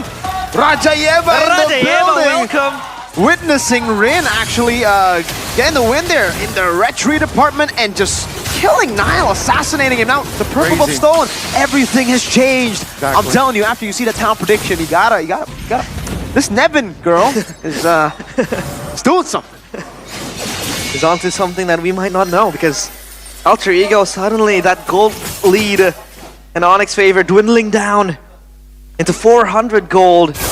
And so far Alter Ego, they're still able to maintain the pressure in their side. CW with the Feather of Heaven will give him that extra lifesteal. Now Rez though might get caught up, but it's still all good. So Alter Ego, what are their winning conditions, Mirko? For Alter Ego? Yeah. Their winning condition is getting to the mid game. This is where they're going to be very comfortable. I am surprised Onyx fumbled their early snowball like this, because it looked like, with the 2000 gold lead, with the control over the team fights, most of the times, Sound's getting a triple, CW getting a double, that they should have control over the next turtle, but then the setup was messy, and in the end they had to still kind of hope on Nile to get a 50-50 win. Nile didn't win it, Rin got it, got full stacks, jumped into the back, and no one was there to help Nile. Everybody was Onyx now miscommunicating after Alter Ego did earlier. Yeah, tides are turning into Alter Ego's favor to take the wins out of Onyx Sales, and so far the goal lead in their sights, but we did see Sans getting that Blood Wings, so another item milestone completed. Turtle now 5 seconds into respawning, and Alter Ego might want to contest this as well, because so far Onyx, they're able to get a turtle in their pockets, but Alter Ego also in the same way. So objective-wise, it's still kind of even. Rin, level 11, a level ahead of Nile. Rez? Here, they want to initiate. Now it's going to be Dreams pulled back as well. Rez, though, will be melted down. Might be forward at the realm pop. Keyboy flickers out. CW now repositioning as well. Rin finds the turtle. Dreams now. Piranha actually soak some damage in the back lane. It's actually Nino who finds a cheeky kill. 2 members out. And Alter Ego, they're controlling the game. Onyx, it's slipping away! And even Nile misses his Blade Surge into the creep. Uh-oh. What is going on? That 2000 gold lead at the start Evaporates. the full Onyx prediction too. We had a full BTR prediction just earlier today. Oh man, I don't know about the caster curse, but Rin is doing so well, actually. He had a lot of jitters at the start of the game. Keyboy was able to steal his buff too, but the recovery has been phenomenal from Rin. Getting the stacks, putting the pressure down, now being ahead by a whole level. Nile's zoned by Nino. Wow, Nino finds the orange as well. Less farm here for the jungler. Oh my, it's getting harder for Onyx to stretch their control. Keyboy? I mean, not even the far lanes are controlled. The hands of Onyx. They lose that bottom side turret so far. And Alter Ego, I mean, they have their sights on every control that they can get. Onyx ganging up, maybe looking for a little skirmish to restore their lead. Purple buff now. Rin is 2 levels ahead. Dreams, Glorious Pathway. Glorious Pathway in the back lane. Nino doing damage towards Sans in the backside. Another round pops as well. CW with the Shaman Force optimally placed. Forgiving damage to Rez will fall first. Now it's going to be the counter engages highs. Shuts CW down. And that is Alter Ego finding the right answers. What happened, Mirko? It feels like Onyx doesn't have enough damage. It's the Nether Realm. The Nether Realm is stopping them from dealing that damage, right? CW pops the Zaman Force, has to deal with the Nether Realm first. By the time he deals with the Nether Realm, you can't target them for a while, and then once you do, you've already used a lot of the duration of the Zaman Force. Then comes Highs, coming in, gunning them down, and getting stacks, man. 3, 1, and 2. Man is stacking it up, and Rin is farming it up. 3 levels ahead. 6,000 gold lead. Another tier 2 has just fallen. They can't even contest this. This is so bleak for Onyx. The fact they had all the lead they needed. Dreams engaging. Same maneuvers for now. Keyboy Wave Dragon, no relevance. It's gonna be 5v4 as Alter Ego. They will collect the first Lord in this game. Oh, the Lord. You're an Ijume. Silent on the Onyx players. Was that personal? That for sure was personal, Gani. He's up against the mid laner who stopped him from winning MPL ID Season 11. And who recalled on his face like a billion times in Season 11. I mean, if you take a look at the KDA, it isn't that impressive, but his significance with the NetherRealm has been very solid, and Keyboy might be under pressure here, but he's gonna be fine. The passive in the turret as well still caressed, so all still good for Onyx. They just have to defend this Lord and the minions marching into their base. Let's see here. Alter Ego trying to find an angle. The Lord marches top lane. Onyx will try to defend desperately. Top stick ult as well. Burst pathway, very slow. Now the passive. The Pride of Ice will be taken down as Rin will catch Phobius in the act. 2 members out. And Alter Ego, they keep applying pressure. Whoa. Topside turret cracked open, and what is happening with Onyx? They're malfunctioning. And Alter Ego might go for round 2. Let's see here, CW Nile and Keyboy can they defend? That's damage from Rin. What? Oh, it's so huge. Keyboy will not be able to stay that. He will fall. But now, Rez and Sans will go back in a couple of seconds, so that's good news for the yellow porcupines. Alter Ego, 10,000 gold lead in hand. Against Onyx in Rin's debut after losing a purple buff early. Glorious pathway! Again, Onyx defending again. Now Nino trying to find the flanks from an angle. Sans pulled and taken down. Hijume will fall too, but Raz here trying to buy time for his team, but he will be punished as Highs collects the double. A beautiful stampede from Hijume pulling Sans back. Keyboy! Yep, finds the combo. Way of Dragon. The damage though is questionable. Rin is there to provide cover. Keyboy will be deleted. And now CW finds one. And that is a massive shutdown. A Hail Mary play from Keyboy and CW now follows up through, but Alter Ego only lose Nino in that process. Still, I mean, for a second I was like, okay, Alter Ego, you might be overextending.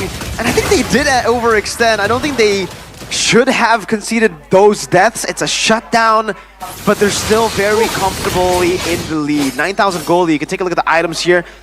Yeah, the shutdown that CW picked up will definitely help him get closer to the Granger. But take a look at Nile versus Rin. 3,000 gold difference. XP! Oh my goodness. I have not seen an XP gold diff as big as this. Usually it's the jungle, the gold lane. 3,200 gold on Nino over Rez. Oh my. Lord and their sights, and Hijume aggressively just pushing forward. Rin in his debut in MPL in his lifetime, getting his buff stolen and then getting back into the faces of Onyx. One hell of a comeback, but Dreams comes in. Lord pathway with the green light. Now the Lord will be, well, committed. Rin finds it. Red flickers out. CW jumping forward, optimally plays, but Nino is able to sustain it. Highs finds a godlike. He will collect the double as 3 members now stands only for Onyx. Almost a twist of fate, but again, Alter Ego are way too strong. With Rin in the helm and Onyx, they're gasping for air. It looks so good every time he gets a 4-man ult, but then you forget Hijume comes in with the NetherRealm. 636 stacks. Whoa. Full stacks on the Skypiercer. That's a bit more impressive. Wow. All right. The Highs is rolling, man. He's rolling. He's going to deal a lot of damage. You get low a bit and you say goodbye to your HP bar. Alter Ego, they might be looking for the end here. Yeah. But the waves, okay, they're going. It seems like with the Glorious pathway here, popped already. Sans Pride of Ice no longer, and that will be enough first for Alter Ego. Ladies and gentlemen, if yesterday was an upset, call this game an upset-er, because Alter Ego, they just dismantle and put on it to bed. Alter Ego! What a comeback! What a recovery! Rin just hangs it loose. Loses his purple buff in the early game, getting bullied to the death. But he comes back strong, and Alter Ego takes the first game 1-0 against Onyx. 1-0 against Onyx. Alter Ego. Wow! Hijume on a signature pick we haven't seen since season 11. That Faramis, back when he was playing for Evo, is now playing for Alter Ego. That's what we were missing out in the drafts. That's why they went for the Faramis. It's a signature for Hijume. Oh my lord, let's take a look at these moments once more. Look at this massive ultimate from Sans, getting 4, but then Hijume just pops into another realm, makes sure that no one dies. And then, well, yeah, even Nino actually ended up surviving there. It's actually really, really good right now. So, and also has 100% win rate in MPL ID, 0% in MPL PH. Yeah. So, of course, Hanzo is a good pick to dive into the backline. Eve is very susceptible into those dives.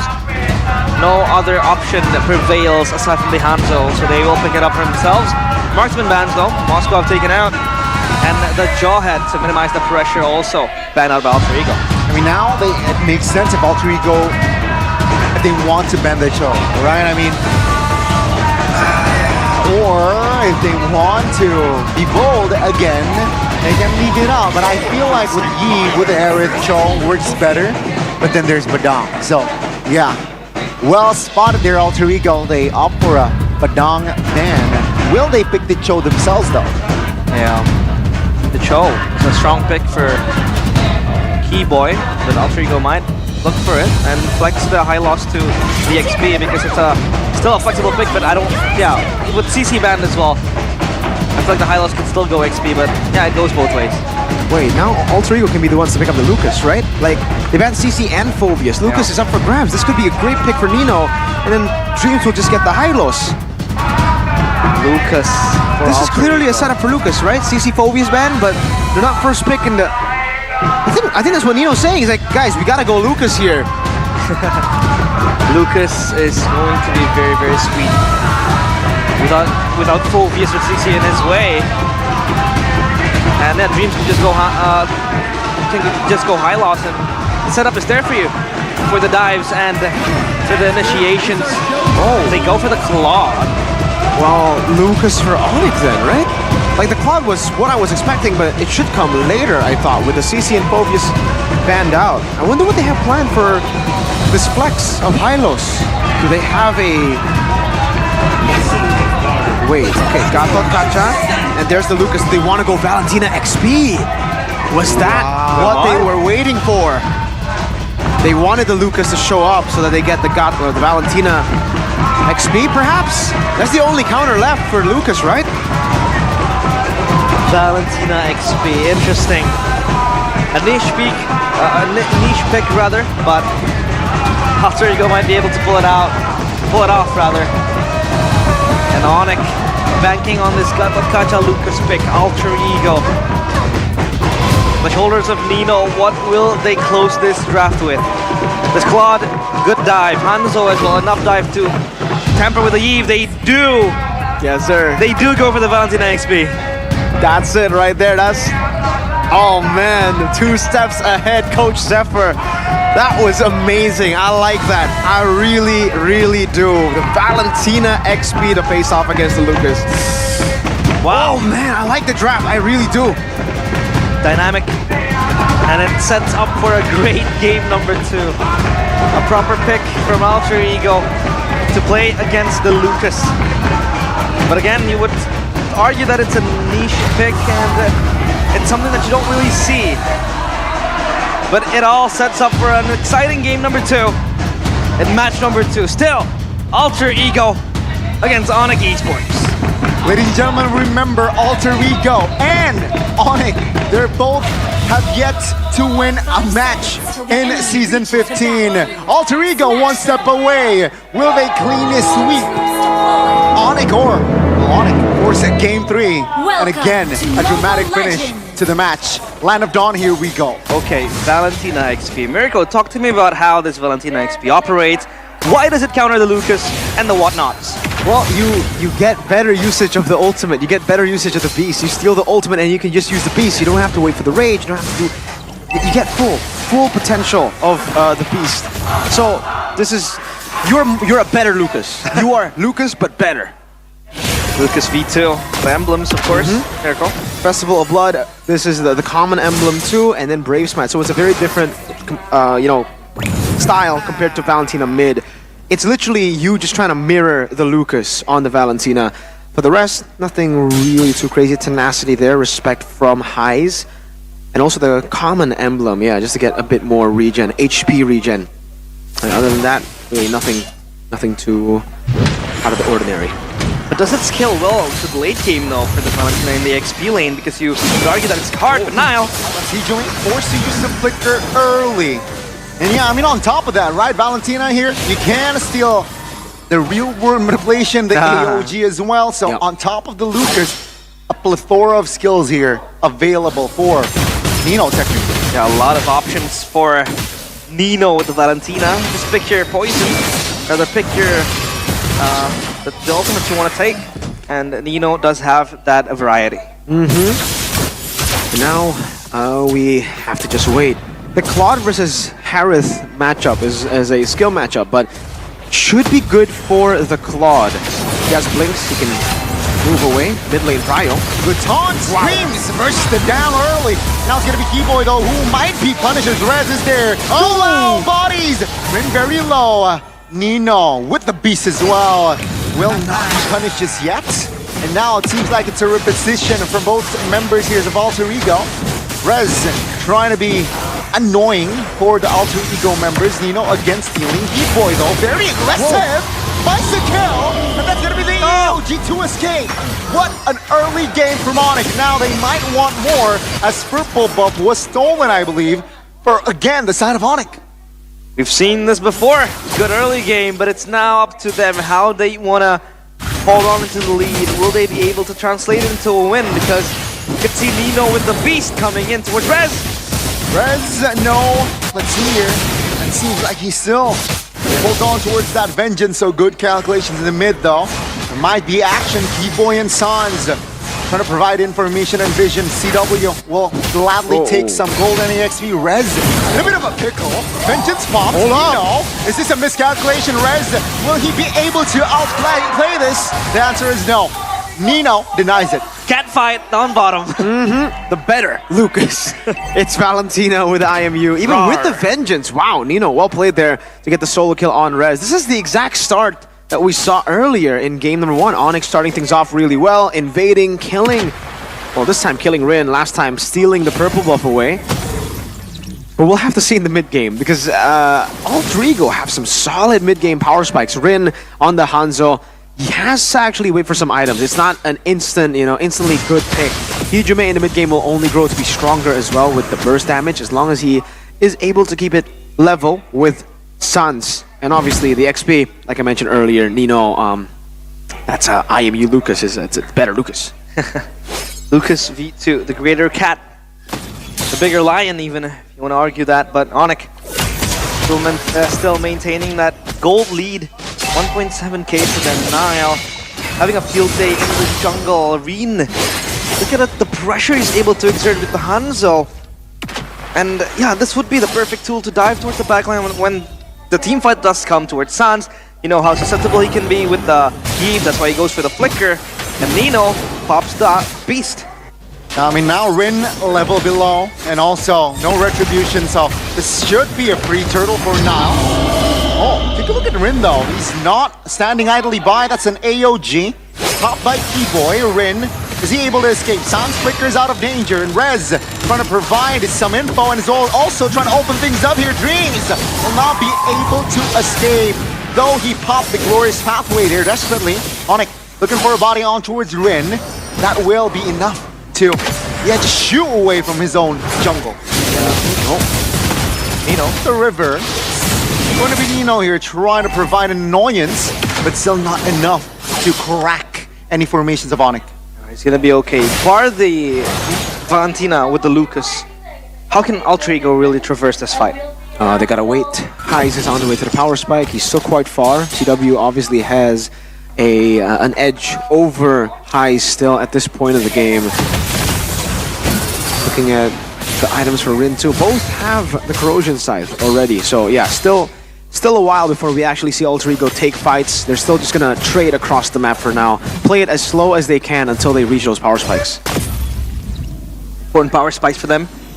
Because the dive is very immense as well from Alter Ego. Either the Blazing Duet or the Hanzo diving into the backline. Nino again with the stolen Unleash the Beast. So it's going to be very interesting how he uses this Alter Ego.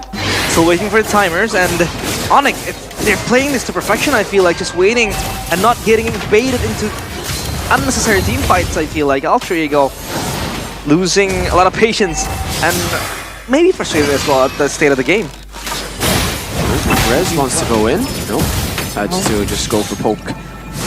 Yeah, it's still just, you know, super slow for both teams because Alter Ego don't want to fight. Onyx want to control the neutral objective, so it becomes a trade.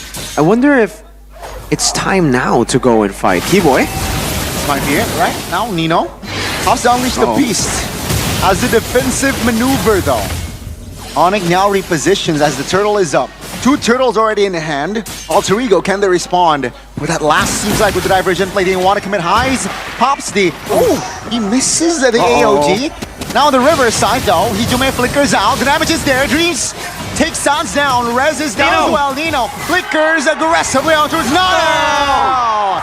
And Nino collects the double. Now it's going to be Keyboy all alone. And he will be taken down. 4 members down and out.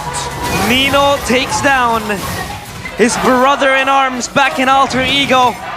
Says goodbye to his dying body and wins that solo kill. Alter Ego take the kill lead and also the turtle in their sights. That was so weird from Onyx too, by the way. Like, they got baited by Highs. Firstly, it was great by Highs to cancel the recalls, but then they got baited to chase him. So there were 2 Onyx members on Highs, a damage dealer, one of the main damage dealers, plus Keyboy. So they took that fight 3v4, knowing full well as well that Nino is very strong when he takes the Lucas ult. Onyx are making some bad calls. Questionable calls at that. And the turtle as well, given to Alter Ego for free, and was able to get it. Hijume! Yep, no flicker for Hijume this time. He will be punished. But that's a lot of ult there spent.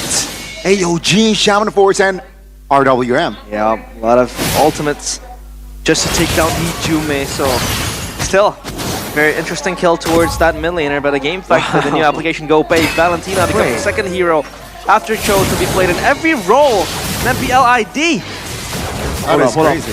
Oh my goodness! The damage will be enough to take Nile down. That is, again, another objective on the board for the 3-face masks. He's been played roam, well, she's been played roam. Jungle, we did see that back in the day as well during the utility meta. XP now, gold lane. Yeah, he's... Valentina, welcome to the all-roll club. Only Cho has had that to his name. Dreams. Oh, this might be an overextension. Let's see the punishment. In the back lane. Diversion! Oh, Blazing Red Sides will not be able to escape. Good targeting. And now Keyboy trying to buy time under the turret. Nino, though, will try to sustain the damage. Valentina is trying to escape, but Rez denies it. No way, Nino! With the outplay, perhaps! Oh, take a look at the life steal! The damage will not be enough, but he will survive! AOG, though, will lock him in place, and Nino will finally play shut down! Rin might be able to find a couple of kills, as Keyboy will be the only kill, and that is still Alter Ego, just trying and winning left and right. Clean footwork from Nino. The way he absorbs a lot of pressure, buys time. Alter Ego just given that pressure now. Highs again with the classic, you know, Loi Claude combo to clear out the long lanes, clear out the waves as well with the BMI. I think they're gonna do it frequently now for Alter Ego. Wow. Alter Ego in a chaotic brawl like that. That's where they thrive, man. That is the playstyle of Alter Ego from the past. And they're utilizing it here. Onyx zoned away from the Lord. They still want to make an opening. See here, Onyx trying to find the steal. Rin finds it calmly. AOG in the backside, placing the wet as well. Nile, Keyboy trying to run for the hills. Nino from the flanks as well, but Keyboy will be isolated and be taken down. And that will be the only kill. Nino, though, will be punished. So both teams here actually finding kills left and right. And Alter Ego, perhaps a little bit too overzealous there, and they lose too. Alter Ego took too long to take down the Gatot Kacha in the hands of Keyboy. Good time being bought Rin. by Keyboy, but Rin looking for execution. The combination, nasty combination. It's practically a solo with the help of the diversion. My goodness, both junglers going at it, but Rin, the rookie, wins this one out. It's unfair. They have 2 heroes who can teleport back to their bodies. It's Claude with the BMI, and then you got the Hanzo as well in the hands of Rin. Yeah, it's the same concept there, man. Oh my lord, the low Yi diversion with Rin on the Hanzo. Well played, really good stuff from Alter Ego. That's happened twice now this game, where Rin has been able to use. Oh, he's gonna do it again. Going in again. Towards back lane, the glorious pathway pops. Keyboy very low. Oh my god, CW though is able to survive. Keyboy won't. Now it's gonna be the Lord charging. Nino with the blazing duet with from highs to try to deal damage onto his hands. He will not survive. Those highs will fall. Dreams, Hylos try to find time, and also Hijume and Nino just backing away. Nile. Perfectly timed. Rin again, jumping in towards Nile. This time Nile wins it out. But Alter Ego, what pressure. Oh, too chaotic. It feels like if you close your eyes and take a look at this game, it feels like it's Alter Ego against Megatron. Oh my goodness. Scolius With the Onyx jersey. with the Onyx jersey. Fnatic Oh Onyx no. jersey, by the way. Okay, they don't do it. Okay, they don't do it again. I wonder when he's gonna realize. When are you gonna realize, Mr. Lius, Andre? Cole Leaves still doesn't realize us. Okay, it's okay. He's super delayed. Oh, fight! AOG, oh, that's a winner crown perfectly timed. On towards Hijume, but he will be punished regardless. Rin trying to buy time here, blazing duet pops. Oh, High's almost taken down there, very low. Dreams isolated, no chance. On it, they have recovered, claiming 2 kills, and they might go and look for the mid. Onyx still standing very, very strong indeed. And I'd argue that maybe Alter Ego are thriving behind their cheese plays with the diversion and the Hanzo and the Claude. But when it comes to a 5v5 fight, it seems very hard for them to traverse around it.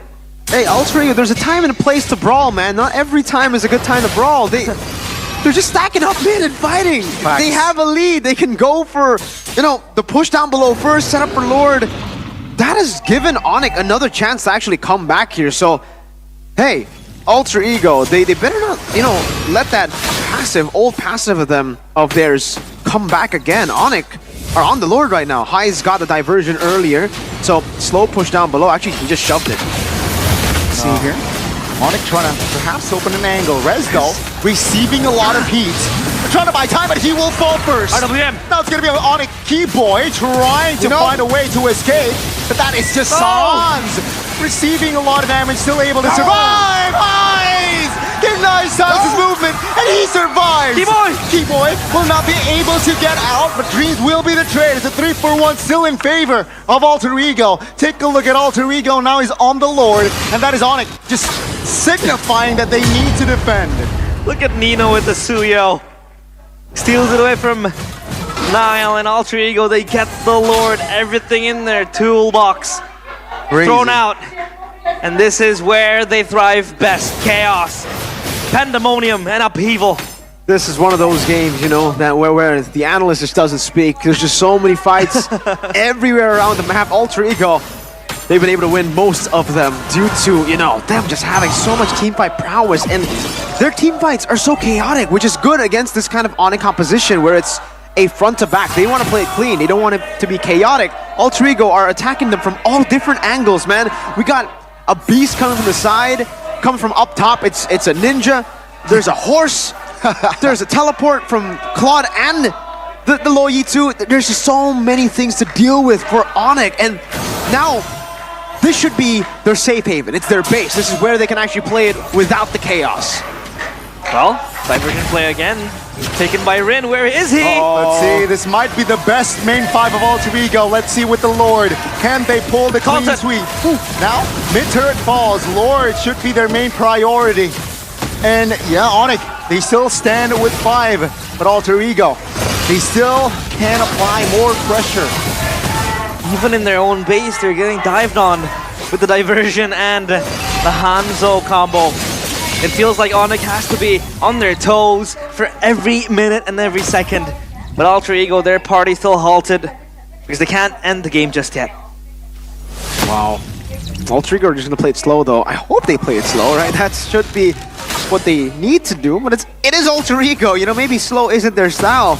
Another wave up top. They want to go. I think they can defend this Rin from the backside, trying to harass Sans. Good flicker, but now it's going to be the main base. Oh, it Earth with the Great Crown. Highs blazing the wet. Now it's gonna be Highs actually punished from CW. Alter Ego will run for the hills. Good flicker timing from Hijume. And now it's gonna be Nino trying to be main focus target. But that is just Onyx. Great defense. Yeah, Sans just tiptoeing away. Alert. Looking left, right, and center. Head on a swivel. Because he knows Rin is going to catch up to him with the diversion. He's being dived on. Rin going in. Revitalized pops. Real world relation in the back lane. Keyboy won't survive. Dreams now. Trying to distract. Immortality pop. Nino! Wreaking havoc. Now finds an angle. Dreams goes down. Hijume as well. SCW is just free hitting at this point. Alter Ego, they need to stabilize on it. He won't be able to spot Rin out. But that is good recovery from the yellow Porcupine. There are so many should-haves, but for Alter Ego, they don't care if they have to play it slow. They want to play it quick. They want to play it the Alter Ego way. They got a lead. They had everything. They had a far lane down below, but they decided to fight and fight and fight and fight. And now they're 2 members down. Are they going to fight again? See here, Rin has the retribution. Will he be able to pull off a steal? Rez trying to buy time. Now Rin jumps in. He shows Rez immune. He's very low and taken down by Rin. And now though, we'll find the Lord, but Rin stuck. Immortality bot. Nino is there to cover. Rin survives. Alter Ego counter engage. CW goes down. And Onyx, they got the Lord, but they have to pay with 2. They're ensnared and caught in a cul-de-sac. Onyx couldn't go anywhere with CW being picked off. And now, it seems like Alter Ego, they want to bang on the base of Onyx, but that Lord is still standing in the mid lane. This might be the window for Alter Ego to just end the game. Will they find it though? Sansky, Boy, and Nile have to wait for 10 seconds for CW to jump in. Then tops the ult. Nile jumps in. What? The next damage is enough and Highs will secure him. Now 1 member will fall. Rest ready by time. Unleash the beast won't be enough to back Alter Ego down. That's gonna be Nino stunned up. They jump in again. Alter Ego stabilizing, but it seems like they will back off.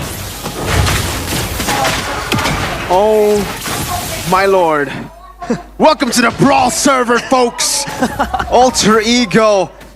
Their brawls, their team fights have literally reeled in Onyx to do the same thing. Onyx got the Lord and they decided to fight. They decided to chase a Hanzo with an immortality, and CW gets caught. Then Alter Ego go in and they keep on going in, and then Onyx defend. Nile went in. It's just a battle of going in.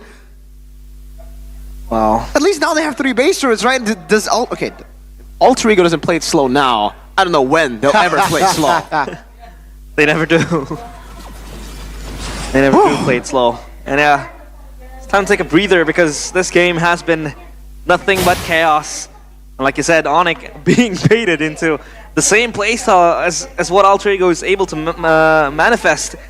And so far, Nino with the Valentina pick to counter the Lucas has been very solid. We talked about the plethora of ultimates, like Gani said. When it comes to the late game, what can be stolen? Everything seems like it's going to Nino's favor. And CW with the Oracle, he's gonna have that extra shielding, extra defensiveness, because he does get bursted down quite some time, even if he is a Harith in that regard. As Alter Ego, I think they're waiting for the Lord to spawn, timers, and everything else. Maybe Rin being sent into the base. That's gonna be Rez here, being the target alongside Nino. Is this the right call? It does seem like Rez was able to sustain that damage, but yeah, no ult for Rez. Yeah, you know how I was talking about the power spike for Hanzo? Once he gets full items, you know, those attack speed items, that was a tank. just saying, like, it's his lunchbox. Mr. Rez does not have a single damage item. He is full tank. He has a Queen's Wings. He has a Thunder Belt. It's pretty stacked up. A Dominance Ice. So, just imagine if the Hanzo gets towards Sans CW. They gotta be very careful. Even Nile. Nino, flank. Now, gotta be on full alert. It's this Lord being started by Alter Ego. But again, covering all the flying angles is Nino. And Highs will just clear that mid wave. Again, take a look at the far lanes. It's pushing in favor of Alter Ego. Onyx has to address this. or they should gamble the Lord as well. Let's see. That's a question that Alter Ego is asking. Onyx, what are you going to do? Harris Show stops lane, and that's a green light. Green spots the glorious pathway. Rez. Now it's going to be the main target. Juicy one as well. He's trying to buy time for his team. Trying to perhaps just be durable. But that will be enough. Now it's going to be actually Onyx prioritizing Nino. Winner crown, buying time. Oh, Lloyd! Oh no! Red! Heist right to end the game at TW. It's just too quick with it. And that will be the crumble. The end of the downfall of Alter Ego. Onyx finds two important ones as well. Brick by brick, Alter Ego losing their foundation. They went for the Hail Mary play to end the crystal. But Onyx sniffed it, CW sensed it, and they cancel those plans, foil it out, and Onyx get the Lord. Oh my god. What? Why did they have to overcomplicate it, Alter Ego? Oh my god. Onyx are back. They get an evolved Lord. They can continue this. Oh my lord. What happened? Alter Ego trying to go for a cheese in the back. CW can clear. This is a late game Harith we're talking about. This is not the early game Harith that can't do damage. Oh man. That's all I can say. Too hasty on the decisions. I feel like Alter Ego, they wanted to end this because they're looking for style points. They're looking for style points. Style points, yeah. The same way Cars did in season, what, 13? Against Onyx? Yeah, against Onyx as well, when it was still Rebellion. And now Onyx, of course, they have all the control. Rin down bottom with Highs, just clearing the wave together. Pushed down bottom. Nile is there to catch the waves. But now Onyx, it's all about pushing. For Alter Ego, it's all about defending. Can their Chaos assist them in this base defense? Ladies and gentlemen, match number one, it was 25 minutes. We have to witness. Will we see another record broken here? It's 23 going on to 24 minutes of game time. Rin, the back line, Rin finding the immortality. CW quick to punish Rin. 5v4 defense. Alter Ego, they're in crumbles. Ladies and gentlemen, we might see a game 3. Hijume, very low, is able to recall, but Greens sacrifice his life to try to buy time for his team, and he will fall shortly. 5v3 now. The Lord. Hijume, Highs and Eno trying to do the impossible. The winner crown. Highs trying to clear the top lane, and it's cleared. Ladies and gentlemen, the mid lane is going to be a wave coming in. CW focuses down on towards the current, and there you go. Onyx will force a series on towards the game 3. My goodness, what a game! Woo! Game number 3 in the cards. Alter Ego crumble in the last second of the game with that cheese decision to end the game. Onyx take that chance and turn it all around. 1-1. Onyx against Alter Ego. I am lost for words. What have we just witnessed? Onyx coming back from a crazy deficit, from what looked to be an impossible comeback. And Alter Ego, oh my god, Alter Ego. This was when the, oh, CW read it so well though. Well played to CW, he read it so well. They miscalculated Alter Ego. Highs, a couple of times it looked really good with a bit of crowd, but there was no one there to follow it up. And in the end, oh man, can we rewatch that all over again? Oh, I'm so confused. Amazing stuff. So much happening. Beautiful MLBB. With chaos. Sloppy but beautiful, I'd say. I'm stressed out, yo. What a scene. That was... Hey, Mirko did not get the yo. chance to talk as much as an analyst does. Because of the nature of that. Yeah, Onyx here. I believe they will open their Keyboy card last. So they might actually just... Oh, never mind. I think they can put off the gold laner here. Yeah, they can, but yeah. Gatot Kacha perhaps. Gatot Kacha is good to steal it away from Alter Ego. Tigreal, if they want to go up against the Joy plus CC, I don't think they're going to go Purify with the CC, so that's a way to try to punish. But yeah, Gatot would be the safer choice, even though the CC is already there to shred you down. First rule around here. What they go for? They go for the carry. There you go. So it wasn't banned, so Onyx pick it up. They will save either Tigreal or Gatot, I think, for the last pick. Alter Ego seek this. Do they go Gatot plus Vengeance now? Because usually you go Gatot Revitalized. You still go Gatot, but you just swap it out to Vengeance to deal with the carry. Alter Ego. And for the mid lane, maybe Vex. Mid laner, possibly. The Farsa. Again, just getting that extra range for them to reach out towards the Eve. Kyrie as well would be heavily bullied in the team fights because of how short of a range that Carry does have. This Farsa will do wonders against it. And now Highs, one last pick, Gatot Kacha. Stolen away from Onyx. Yeah. So for Onyx, do they now go for Tig? Do they still want to go for a Tigreal here? Do they gamble though? Joy CC. Selena, do you like a Selena pick here? It's a gamble. I don't think so.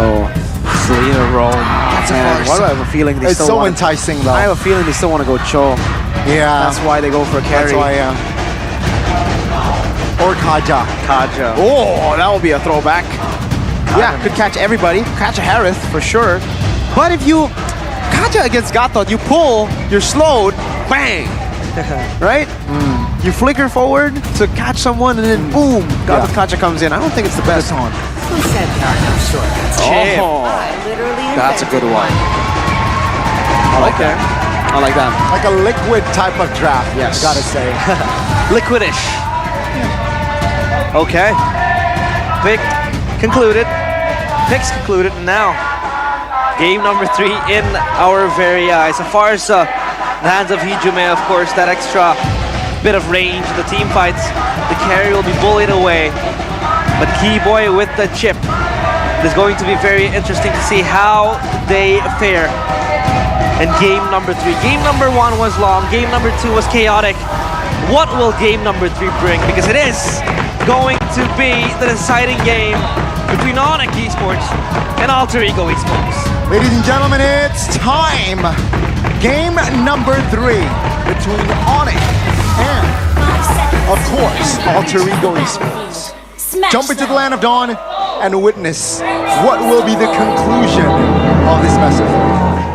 Welcome. Let's get into the game here. Keyboy Concussive Blast needs to help Sans in the mid lane to clear it out over Dreams. Rin versus Nile, round 3. And Nile, it's not the same pick. 3 games in a row. Yeah, 3 games in a row with the Suyo. And one of the teams playing in this game will be 0-2 by the end of this day. So they don't want to be one of them, so they will give their all. Now the emblems though, Mirko. Firmness and Festival of Blood there from Rez, so a safer choice to go for. I think it's good against Nino. Yeah, CC. It's also Master Assassin. Wow, CW is going to be trying to get those solo fights a lot here in the laning phase. For the rest, pretty standard across the board. Gold Crab stolen by Rin. That extra bit of gold in the early game does have a lot of impact. Now Keyboy just holding hands with Sans, trying to clear out the mid wave. And Rin hits level 4. Might be able to look for a pick, but I feel like farming is still the priority for him. And at the top of the lane, still going to be a 1v1. But now, Dreams going into Keyboy. Oh, that's a good bait by Keyboy, and that will be the counter engagement. Will be able to space out, but Keyboy, almost taken down there. But it will be able to recall. No first blood here for the first 2 minutes. Yeah, that's all chill. Fine and dandy for both teams. Yeah, the kill threat early game for Farsa. I mean, it's almost not as, you know, not as dominant as you would think of a Eve maybe or a Luo Yi. But when it's level 4, that is where Onyx should be on their toes, right? Yeah, for sure. Now, Turtle Control is also a good position for Onyx. Sans hasn't hit level 4 though, so he's gonna have to make a roundabout down below, all the way down below. Hijime hasn't hit level 4 either. Luckily, Nino saves a few minions there. It's an awkward stretch to get to level 4, but both mid laners end up getting it. Yep, turtle fight in the favor. Yep, FTP popped. Rez taunted. He flickers out though. Now Rin jumps in aggressively. Real World Revelation will try to buy time, but it's gonna be Sans here very, very low, and Grin picks up the double under the turret. Also, the turtle goes to the hands of Alter Ego, I believe. Nice snatches too, quickly. And the turtle as well, still in the waiting arms of Alter Ego. Still just up. Both of the teams didn't want to commit to it. They just went for a fight. Alter Ego, this time they start things differently. It's always been Onyx starting the games with a victory. This time it's Alter Ego who take the dub, but they're not rushing to the neutral objective. They know Keyboy now has level 4. There's no reason to rush. They finally understand, you know, like, maybe it's time for us to slow down, you know? Get the lethal, get these winning lanes. Nino, though, the bottom lane. Careful. Keyboy with portal. Jumps into Nino. And that will be the quick punishment. Onyx, all 4 members, all 3 members rotating towards the bottom side. Felt like it was all 5. Every one of them had a grudge towards Nino, just crushing into him. And now the turtle in their hands. Rez looking for a demonic pursuit. Oh, don't force this one, Alter Ego. That's a good stun. Dreams punished. Real World Revelation here, trying to buy time as well. 2 members, so very low. Rin finds a double. So he have to go down as well. He has to go down as Hijime flies with the wings by wings. Sun's down, and he has no spell. Hijime secures it. He sprints from the top lane into the mid. Gets a kill for himself, gets out, and TW! Oh, force Hijime to use that flicker. Highs though is in the area. Oh, AOG, an inch away, and that will be Onyx. Just, hey, being okay. Not bad trade. Yeah, not the worst trade. I think it's still very favorable towards Alter Ego though, still, right? So it's a win for Alter Ego. Rin, he is, every game he's improving, I feel. You know, game number 1, still the jitters, played really well towards the end. Game number 2 did really well, but then, you know, there was one mistake in the later stage of the game where he tried to go for a big, risky play that did not end up, you know, helping Alter Ego. But now, in game 3, on the Joy at least, Rust is completely gone. No more jitters. Seems like he is comfortable on stage. More than comfortable. Sonic. They wrap around the turtle. And for their airstrike, Keyboy trying to cancel out the feather airstrike. He though will almost fall. He flickers out in time. Highs though in an awkward positioning with the Shaman Force CW. Oh my goodness, almost a solo. What? That's gonna be now though taken down as Rez trying to buy time. 4 members is on him and he will fall. 2 members of Onyx taken down, and that is just Onyx catching strays. Super awkward skirmishes there. Nile, again, a bit of miscom, still wanting to go in. The rest of the team was backing away. It was Rez and Nile who wanted to go in, and the rest of the team were kiting away. Though somehow also Rin retreat early, I believe. So Rez got the kill on the turtle. AOG up top. Oh no. TW pops the flicker early. And he will go down, and Alter Ego find another objective on the board. wow. Onyx, they're crumbling. Alter Ego is so proactive, pulling the trigger, firing in all cylinders. In this early game, punishing Onyx, and take a look at the purple buff. Nino's trying to catch this, and Rin is here, contesting this, and airstrike. Not going to do much damage. So now Alter Ego, they're plundering towards Onyx resources. Not enough firepower, but now this time Highs might find an outplay! 4v1 with the portal. He's able to escape. Keyboy will not be able to go away though. Sneaky Rez. What a start from Alter Ego. What is happening with Onyx, Mirko? Well, they're looking for plays around the map, but Alter Ego, despite not having the chip, it has been more active. Sans versus Hijime in the mid lane. AOG, whoa! AOG committed. Sans flickers out though. Now it's gonna be James finding the kill!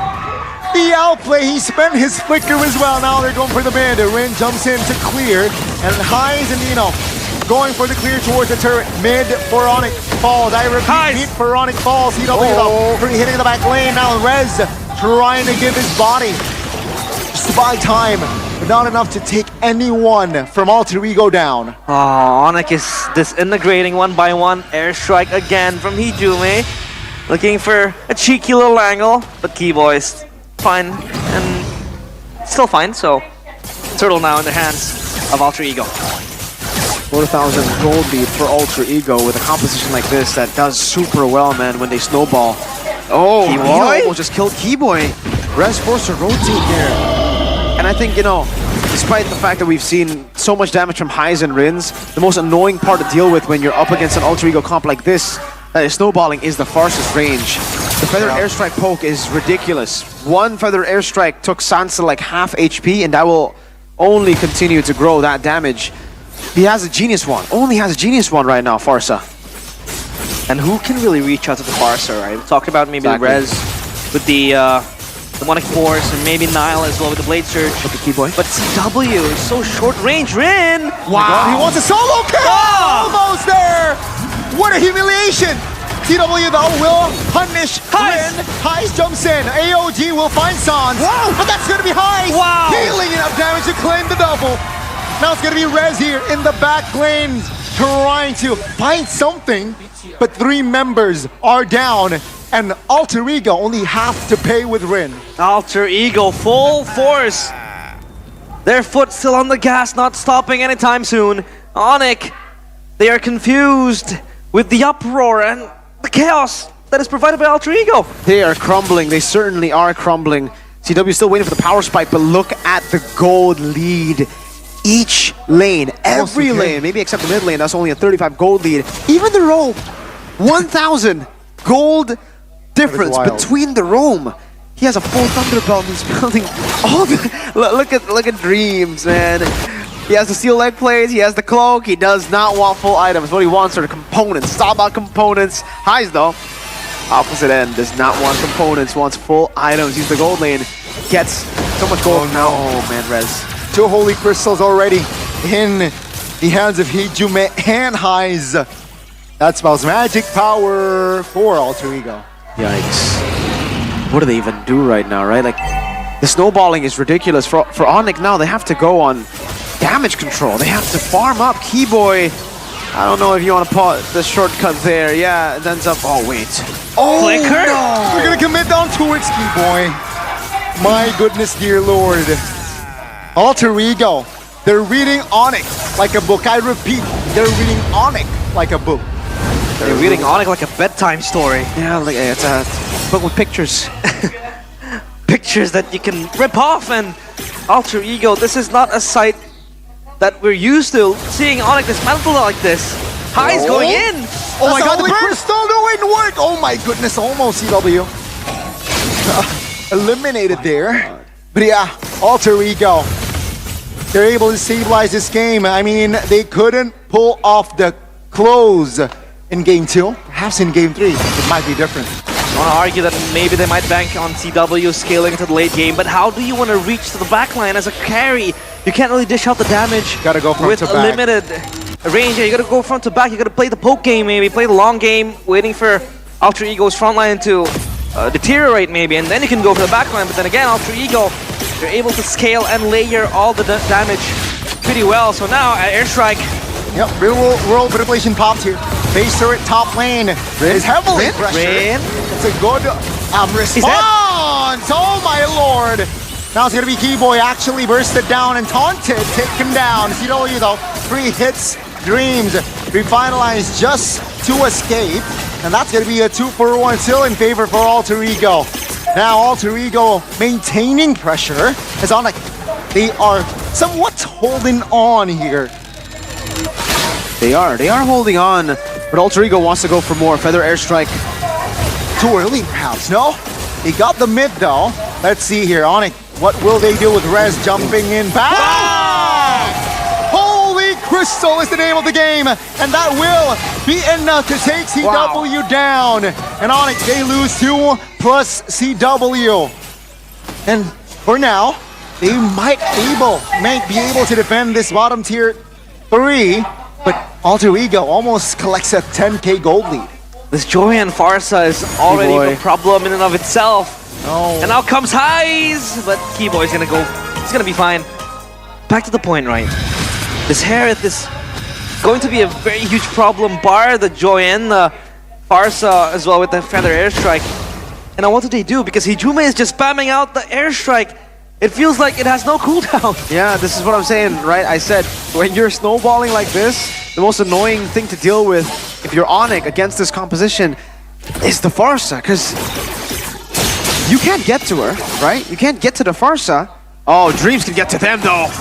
Yoji misses, Oh, but no. now CW. Wait! Awkward angle! Wow! CW! He finds the outplay! Wow! Feather Airstrike juked out with the flicker as well! Juke, CW, can he make the team play? No! Good deny there by Dreams, but now it's an all-out fight. It's a fair fight, but Highs says no. I am here and not in my house. In the back line, Dreams against Niall. Niall wasn't able to optimally find an angle. So now it's a 2-4-3 in favor again. There you go. Alter Ego. The late game of the carry is still able to deliver batons! Oh no! Highs again finds an angle, Now and can't this recall. might be the end. Now cannot recall, and They're ladies leashing and him. gentlemen, Onyx will not find a win. CW will not be able to clear in time, and Alter Ego, they find their first win in season 15. That leaves Onyx with an 0-2 record. My God! Alter Ego! Chaos and order! But they choose chaos this time, and chaos prevails.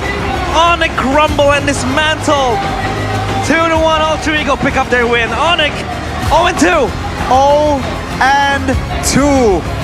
Has Onyx ever started a season 0-2? First time, I guess. First time for everything. And for the Alter champs in the building, they feel how it feels to not go 0-2. It always seems to be lingering amongst Alter Ego for the last 2-3 seasons. It's been consistency that they've been looking for. How do they translate wins from scrims to the stage? And with Rin, I think they found it. I think they got the formula to snowball early, to look for that old Alter Ego aggression. And man, up against Onyx, what a way to do it. What a way to show that this season is different for Alter Ego. What a Very much satisfying different. win it must be for Alter Ego. Wow. Wow. I'm out of words. No CC, then it'll still be jungle. Okay, fair. Yeah, it seems like with two heroes that can be flex here, Team Liquid, they are moving this draft more comfortably, right? And on the other side, though, I mean, Galakat technically is still flexible, though Yes. I prefer Rome, but with the Valentina. Nice. Oh, Nice. great response. We Very, saw very nice. earlier what Nino can bring to the table with this Valentina against the Lucas. But is this Valentina really gonna go XP this early on? I think it's still a flexible pick, right? At the point of the game. Exactly. That's why it's amazing. The CC would have basically forced Gatot to be Rome, CC XP. That would have made it very readable for TL, and I think that's what TL wanted. So instead, Na'Vi, they went another step forward, go with Valentina, flexing it, mid or XP. Now you decide, Mr. Lucas, what do you want to do? Now puts TL ID in actually a tough spot. Well played from Doe, Coach Doe there. Faramis banned away. So they are thinking that this Valentina is going XP. They're going with the... Oh, no, sorry. It's Na'Vi with the ban towards Faramis. That's interesting. They banned the Faramis while having the Valen. I guess because the Valen wants to always steal just that one ult, which is Lucas ult. So no difficulty in really deciding what ult you want to steal. Moskov taken out, of course. Without the Granger, without the Moskov, it's going to be very hard for Na'Vi to traverse around their picks in the gold lane later on. I mean, Irithal is still available. Claude as well as a counter to it. Or rather, not really a counter, but like a pick that could fare off against the Harith, like how Highs was able to bring it in match number 2. So a very interesting choice with the Moskov. Last two bans. I mean, again, with the Valentina's flexibility, I feel like there's still a possibility for them to ban something out in that mid lane. I mean, Loyi is still up Eve as well, but it's going to be very hard to play. Oh, Angela ban. What do you think of this? Hey, TLID loved to go for Angela Alpha back in the day, and I think Lucas, if is going to the jungle, could be a replacement for the Alpha, so that you can go Angela Alpha. Yeah, let's see how Na'Vi tackle this. Let's see how TLID tackle this. So far, it doesn't look like TLID are that phase, so maybe it wasn't part of their plan. Oh wait, They're batting out. for TL. Yeah, this is a tough man right now. I think the safe bet is only the gold lane, right? Because like the Valen still flex, Gotham still flex. Oh, Jawhead. Okay, diminishing pressure from TLID. Na'Vi now. Again, flexibility on Valentina, so still yet to be decided, but it's 100% almost going to be Xpeer. I don't Open think the gold lane here. it's First, decided. right? Yeah, gold lane. Maybe a Claude or an Irithel? Possible.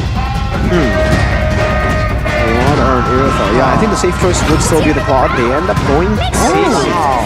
It's Valentina mid. So it's the conventional Valentina. So it's the double counter. They have CC, they have Valen. Yeah. So Valen will be Lucas. CC's gonna beat the Lucas. So they have the better Lucas, and they have the Lucas counter. That's hard for TLID. Really good draft so far from Doe. Good read coming in from Doe. Coach Aldo from Na'Vi, and now TLID Does last the two flooring picks. work? Does the flooring work here? Florin for TL? It's not a bad idea. Out actually. sustaining. Yeah, they can try to go and out-sustain Na'Vi. They go Badang, that adds on to, more tankiness. But that probably means they need a mage. That probably means they need a mage. Lucas going to the jungle, Badang going to XP. They go for the Eve, all standard. Yehezkiel, I like this. They said, yes, Miracle, we don't want the Selena anymore. Thank you. Now this is a hero that is synonymous with Yehezkiel, of course. It's not the Selenas. It's not the setters. It's the peel mages. The mages who play from the back, who poke. Now Na'Vi, one last pick into the gold lane. Claude makes the most sense. If they want to go aggressive, Irithel might work as well. So Na'Vi, what will they pick up? You know what? I might be crazy for this, but there's a lot of frontliner. Maybe you go Beatrix? 1-1? 1-1. Maybe you just try to fly. You have enough shred maybe with CC and Valentina and Suyo. You already have a lot of damage. You just need someone to survive. But it is a very risky choice to go for, especially against Eve. Time to take the They field. just go for the safe Bruno. They're Okay. going front to back then. Front to back. I don't know. It looks like they're going like flexible. Both. They can play front to back. They can also dive. It's more same with TL, honestly. So it's just it's the brawl server, baby. Let's go. They have the Shredder in the hands of CC. They have the Valentina as well, who can be the better Lucas. So Team Liquid ID, they have to be careful of what the CC and Valentina could bring. That win con is there in the hands of Na'Vi. The TLID, we know what experience can do to them. So they have the upper hand, I feel like, on paper. But now let's see in Land of Dawn to close out this week and this day.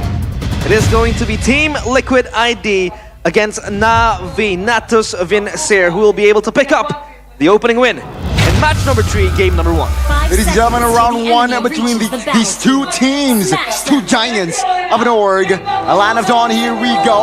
And let's witness and enjoy good MLBB. X-Magic, Brave Smite on this Valentina. Yehezkiel on a signature Eve.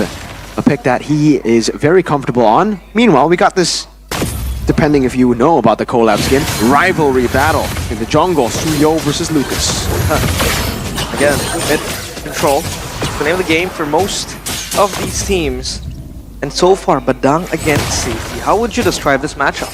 Badang versus CC, it should actually be won out by CC. Badang is just there for the vibes, man. Just clear out, get your items, and then later on participate in team fights. Emblem check.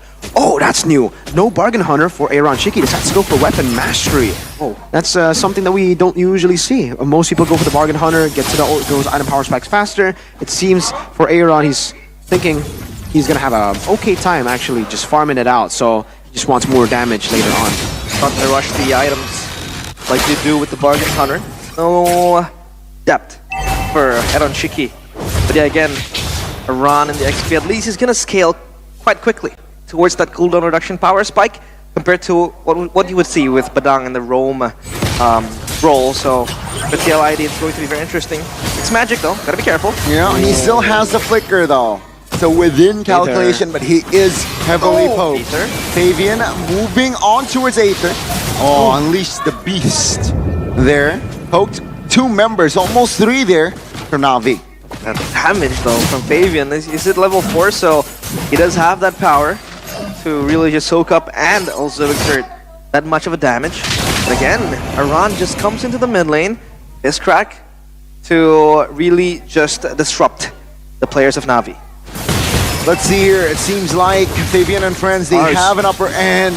But Cars might be the X factor as X Magic was able to deal the final blow. Now with the real world revelation taken away, X Magic collects 2 members. Around Weedy struggling to find an answer, and that will be the first neutral objective going for Na'Vi. Folks, it's happening again. Bigatron were the big favorites today. They lost. Onyx were the big favorites today. They lost. Liquid, the defending champions, are the massive favorites today. They're currently losing, but it is only the early game. It might be too fast to, you know, come to conclusions. Sunday, today, 9th of March, 2025, has been an odd day. That's been very, very strange. For the results rolling in the MPL arena, but that was actually a very, very well executed team fight coming from Na'Vi. Their shred and their damage was so good. Fabian, his health bar just went missing, so it was insane. Witty. First halfway committed. Good dodge there by Witty, but that will be just the Gore's pathway just spent without any positive outcome. Alright, so back to just the slow game. I'm still thrown off quite a bit, man. I got really hyped as Na'Vi won that turtle. This could be real fun. Shive in the goal lane on the Bruno. All you need to do on the Bruno here. Oh, wow, he still was able to take that. Despite you know Shiggy coming there as well. But yeah, for Shive, all he needs to do is really just farm up. He has Master Assassin waiting to taunt in mid lane. Vitalized pops here by Witty. The damage will be enough to poke him down. Rory's pathway to counter engage. Hanabi towards the backside now. It's going to be Aether who is falling first. Witty very low. Will be taken down. Fabian though will be melted by Cars. That's going to be Na'Vi picking up another favorable trade. That double counter though. The hands of the CC and the Valentina. And of course the talent prediction again! Nevin! What is she doing with the 2-1s? And this time she's alone. She's been alone the entire day. This time it's Na'Vi with her. Oh man. I don't know. Turtle started by Na'Vi to have better control. This time TLID struggling here. Glorious pathway. Oh! Aether again! Finding the neutral objective. Aran now. Caught in the no man's land. He will fall alongside Witty. That's gonna be Na'Vi just controlling the early game. Perfect start for Na'Vi Nation. What is happening? Oh my god. Na'Vi has so much confidence to take the fight and to push them into their own territories. Miracle. Is it real? There's a massive turn in the scales of power of MPL ID today. Na'Vi are doing it. They are winning, dominating these neutral objectives against the defending champs. TLID, they look lost. Aether just out-retreat Fabian. And they just got a tier 1 down below. Fabian unable to even trade up top. Oh, man. Na'Vi playing it slow now. Very objective-based. Very. It should be Edith for Cars. That's usually what we see if it's not Car, if it's not CC, if it's not Badang. I'm not a big fan of the Ruby Rome. I think the Jawhead is still the better option to go for with the Lucas too.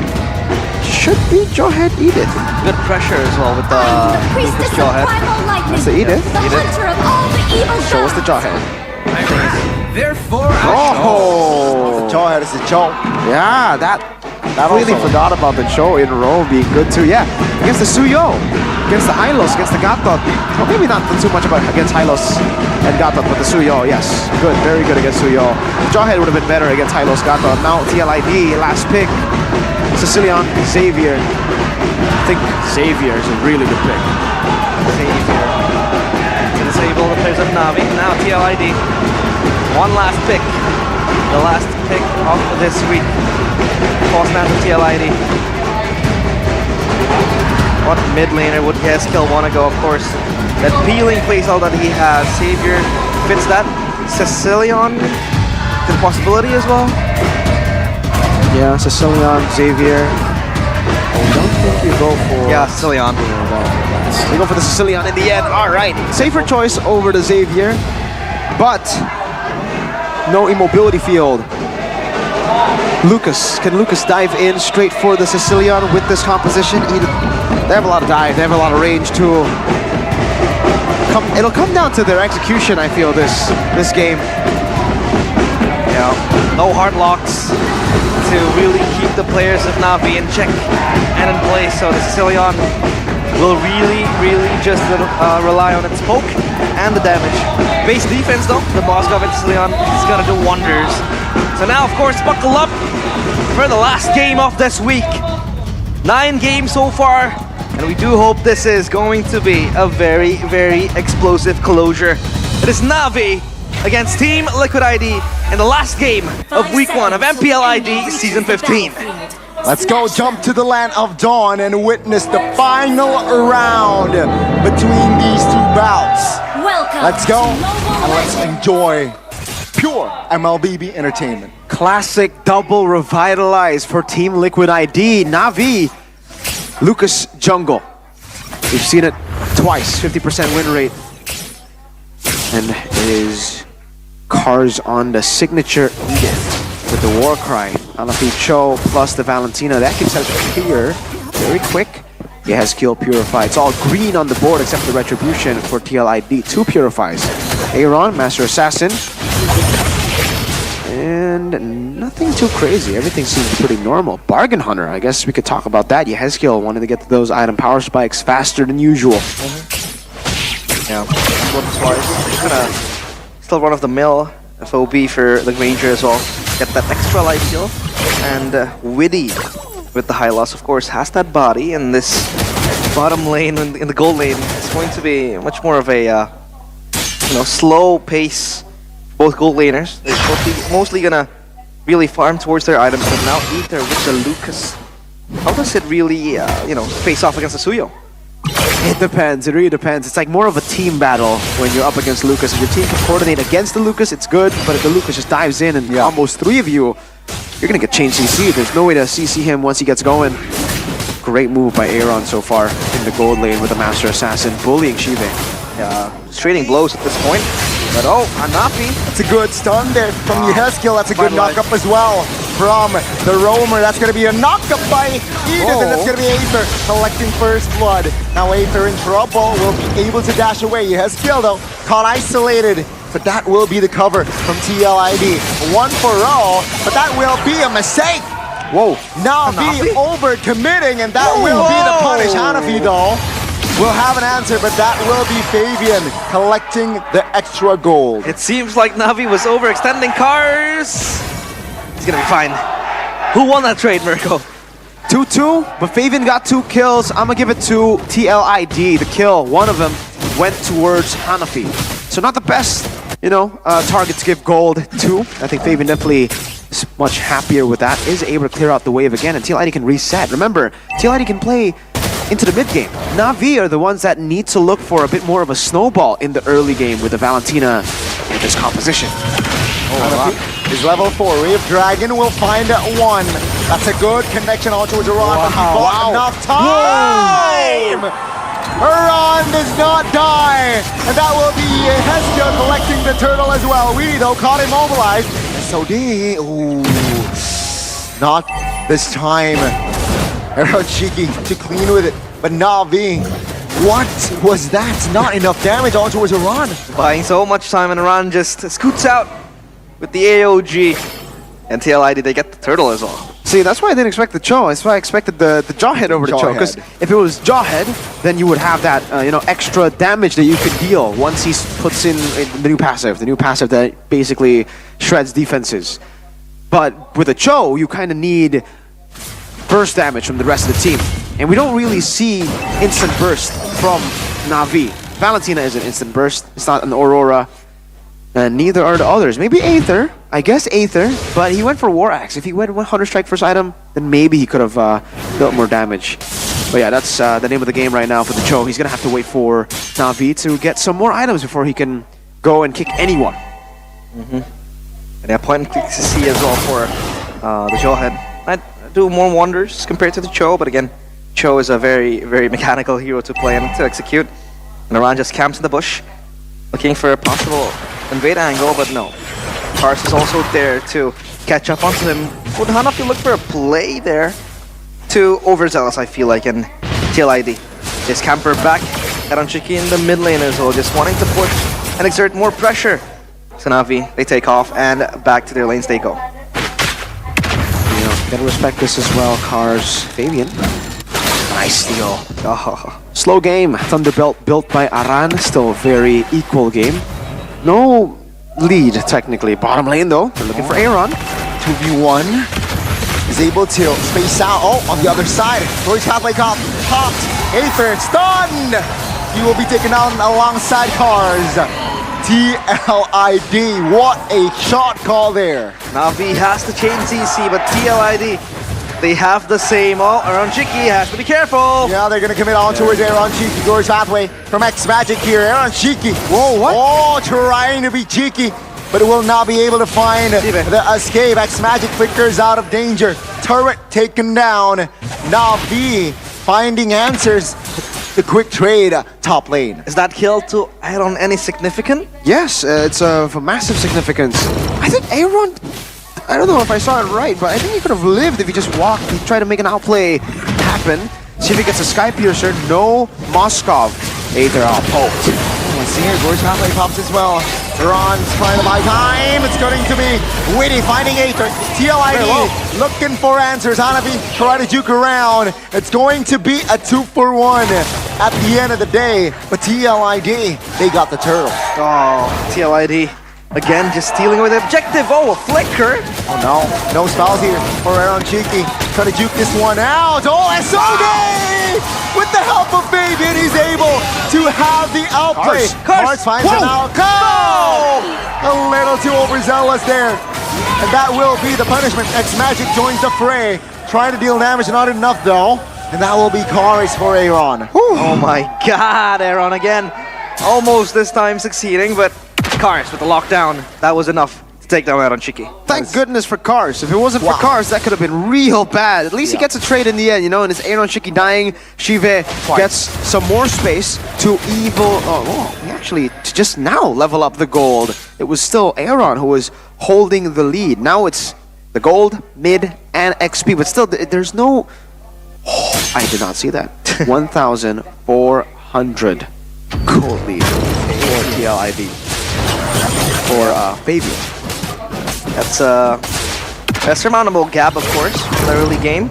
7 minutes so far. Steve just farming into a mile, taking a look at his items.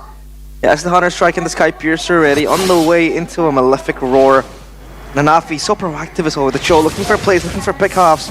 And this is what they want to do, right? This is what they want to achieve with this composition. Playing front to back, Steve as well with the poke.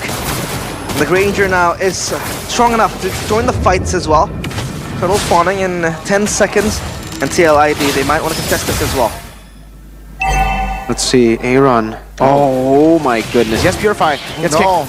Purify is there. 3v1 though. SOD. Is this too much? SOD! Oh, SOD! To save his life! This guy is, my goodness, so good at this game. Jaden finds the turtle. Now it's going to be Aether trying to sustain the damage here with Unleash the Beast mode. Now we're on immobilized. Damage is enough to take him down by Shive. So it's a 1-for-1 turtle for a kill. Aranchiki hitchhikes a ride with the SOD. Cross map up top. Hits Aether and he teleports away to safety. Insane maneuvers. Yeah. It's a very, very cheeky maneuver from Aranchiki. As now and onwards towards Witty. AOG doesn't land. Kick. But that kick will connect on towards Witty. Wow. Canopy will fall as well. Both roamers now out for a couple of game. But yeah, I mean, technically the objective here, there's still a minute and more. So both teams are just trying to stabilize and cover more ground. God, disgusting damage coming in from Fabian with the Queller. Gets a snipe towards Hanafi. And this Suyo that just grows dangerous, or rather more dangerously, by the minute, with 5 kills to his name. His items though, that's the Malefic Roar with the War Axe and the Hunter Strike as well, so scaling pretty well. X-Magic does have the book. Ether might go for a play. Early Purify popped by Yeskill. That's info before the Lord fights. Yeah, Yeskill, no Purify, so that makes him a juicy target here in the next couple of minutes. Yeah, no Purify, no Bat Feast as well, so that's actually a W for Na'Vi. Queen Swings for Ether just to try to tone down the physical damage of TLID. And this is going to be interesting. Who will take their hands on the Lord? The first team to do just that. Let's see. I mean, with the Lord spawning, it really looks kind of inevitable for TLID. The way that they are scaling with the Sicilian as well. But Na'Vi have made some really good moves. Yeah. Like if it wasn't for these really small glimpses of like mechanic brilliance from Aaron, Aran getting out with the AOG as well, could have been very well, you know, 2 turtles to Na'Vi. So they can't get tilted. Hopefully they're not frustrated already from all those outplays. Aran, it's actually a good stun. Now with immobilization though. Yo! Good airborne as well. AOG, towards safety, but Weedy will be caught in the act. Aaron Cheeky will not escape this time. Surely he will find one before he goes down himself. Aaron goes down. Fabian now being cheeky, trying to steal a couple of jungles. But TL80, they got the Lord, but they lose too. Yeah, Fabian is rampantly disruptive in the backline. He gets a turret, the Lord in their hands as well. And he might just look for a play assassination attempt towards eBay. He has to be careful. But no, Fabian is going to be left behind the bush. So now they have to address the Lord, still unenhanced, so all fine and dandy for Na'Vi. But again, they're losing trades up top, down bottom. 3 turrets for Team Liquid ID so far. Yeah, has skills 0, 1, and 7. But the stacks. I want to see the stacks. It's a big question. Yeah, for TLID, again, even in the early game, as long as they are able to keep it level, the gold lead isn't too big for Na'Vi, that's actually a win for them because they have Aaron who's scaling, they have Yeskill on the Sicilian who's scaling. And Na'Vi, though they do have a lot of range, TLID have the way to deal with that range. Like the poke from the Granger can be dealt with. They have 2 revitalizers. But, on the other hand, Na'Vi won't be able to handle the poke of Yeskill as well. The poke of Aaron even, because, you know, you don't think of Moskov as a poke hero until there's a wave. Once there's a wave, that piercing damage that he does is actually very deceiving. You get poked by it more often than you think. Take a look at the positioning of Hanabi. There you go. Mars is very low now. Look at the angle. Hanabi. That's going to be Yeskill. Almost taken down. Finds enough space to get out. Aaron Cheeky very low. X-Magic finds the flicker play. Chibe finds Weedy as well. X-Magic will be the only trade for now. 2 for 1 again. Favoring Na'Vi. Oh, again and again Na'Vi, they're able to escape that and even bring with it Aaron Cheeky and Weedy down to their grave. Na'Vi surviving so far after what was given to TLID. But the question is, how long can they survive? How long can they get out of the shadows of TLID? 12 minutes. There you go. 217. 217 stacks. Not bad at all for 12 minutes. Pretty quick, actually. Yeskill also had the purple buff from the steal earlier. Wishing Lantern, Glowing Wand, Clock of Destiny. TLID did a great job at keeping him alive, by the way. That Revitalize, again, coming in clutch to save him. It looked like he was a goner, with Aether diving and with Shiva shooting from behind. But then the stacks TLID get their frontliners in front. That's when the Granger struggles to execute his targets. But it will only get easier for Shiva. 40 stacks, like I mentioned. 4 kills, 4 stacks, and Shiva has not died a single time in this. Good cover there by Weedy. Burst halfway though, popped by X-Magic. Aron Mid lane, mid lane, mid lane. looking for the angle in the mid lane. It's a jungler, jungler goodness. Too slick with it for now. Now with Shiva and in his eyesight. Will he caught in the crossfire? Seems like Fabian. Winner crown. Looking bot the winner crown. Whoa! Hanabi, we're dragging on towards 1. Fabian. Ryan is shut down. He finds a shutdown. Shive collects more money in the bag. It's a sleek blade surge. He missed the ult though, wanting to go back from the Terran or from the obstacle, but again, the blade surge still up and running, and now the Lord without Fabian. Na'Vi, a big window opens in their sights. Yeah, no time to use that winter crown that he bought earlier. Yeah, he should be Aether's Lord. Waiting all very long. The collapse by Na'Vi is beautiful. He fought one, but now actually Aaron Shiki is causing more havoc onto his X-Magic and friends. And that will be TLID just answering back.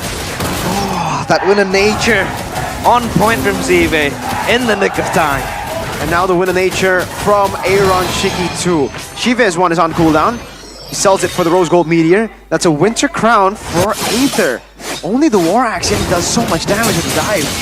2,500 gold lead there for the Granger, and I think that was still, though it was a clean pick on Fabian, the Lord take was not clean. They could have just backed away. They already got the Lord, they got what they wanted for what they wanted, and they could have gone for like sieges. They took a gamble, and it didn't pay off. A little too hasty. Yeah, the gamble could have been good. They could have actually gone to base turret. Yeah. Had they won the team fight too.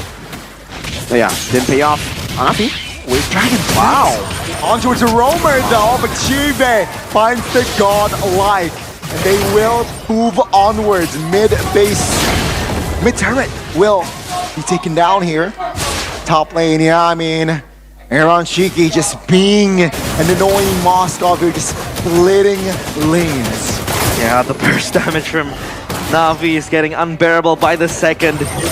And TLID, they need to traverse a way around this. I mean, Iran's getting eaten up for dinner by X-Magic and also Aether, alongside CV as well. 7-0 by the way as a Granger. So far deathless, just like in game number 2. Maybe game number 1 if I recall correctly.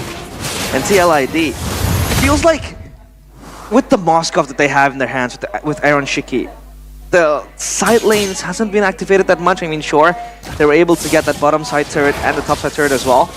But you wouldn't see Na'Vi being that busy clearing the waves with the global presence that he has as well. So the question is, how can TLID maximize this Moskov, right? 954 stacks on the Granger, 10 away from the max stacks for the Skypiercer. This guy shreds. Shreds hard. Max.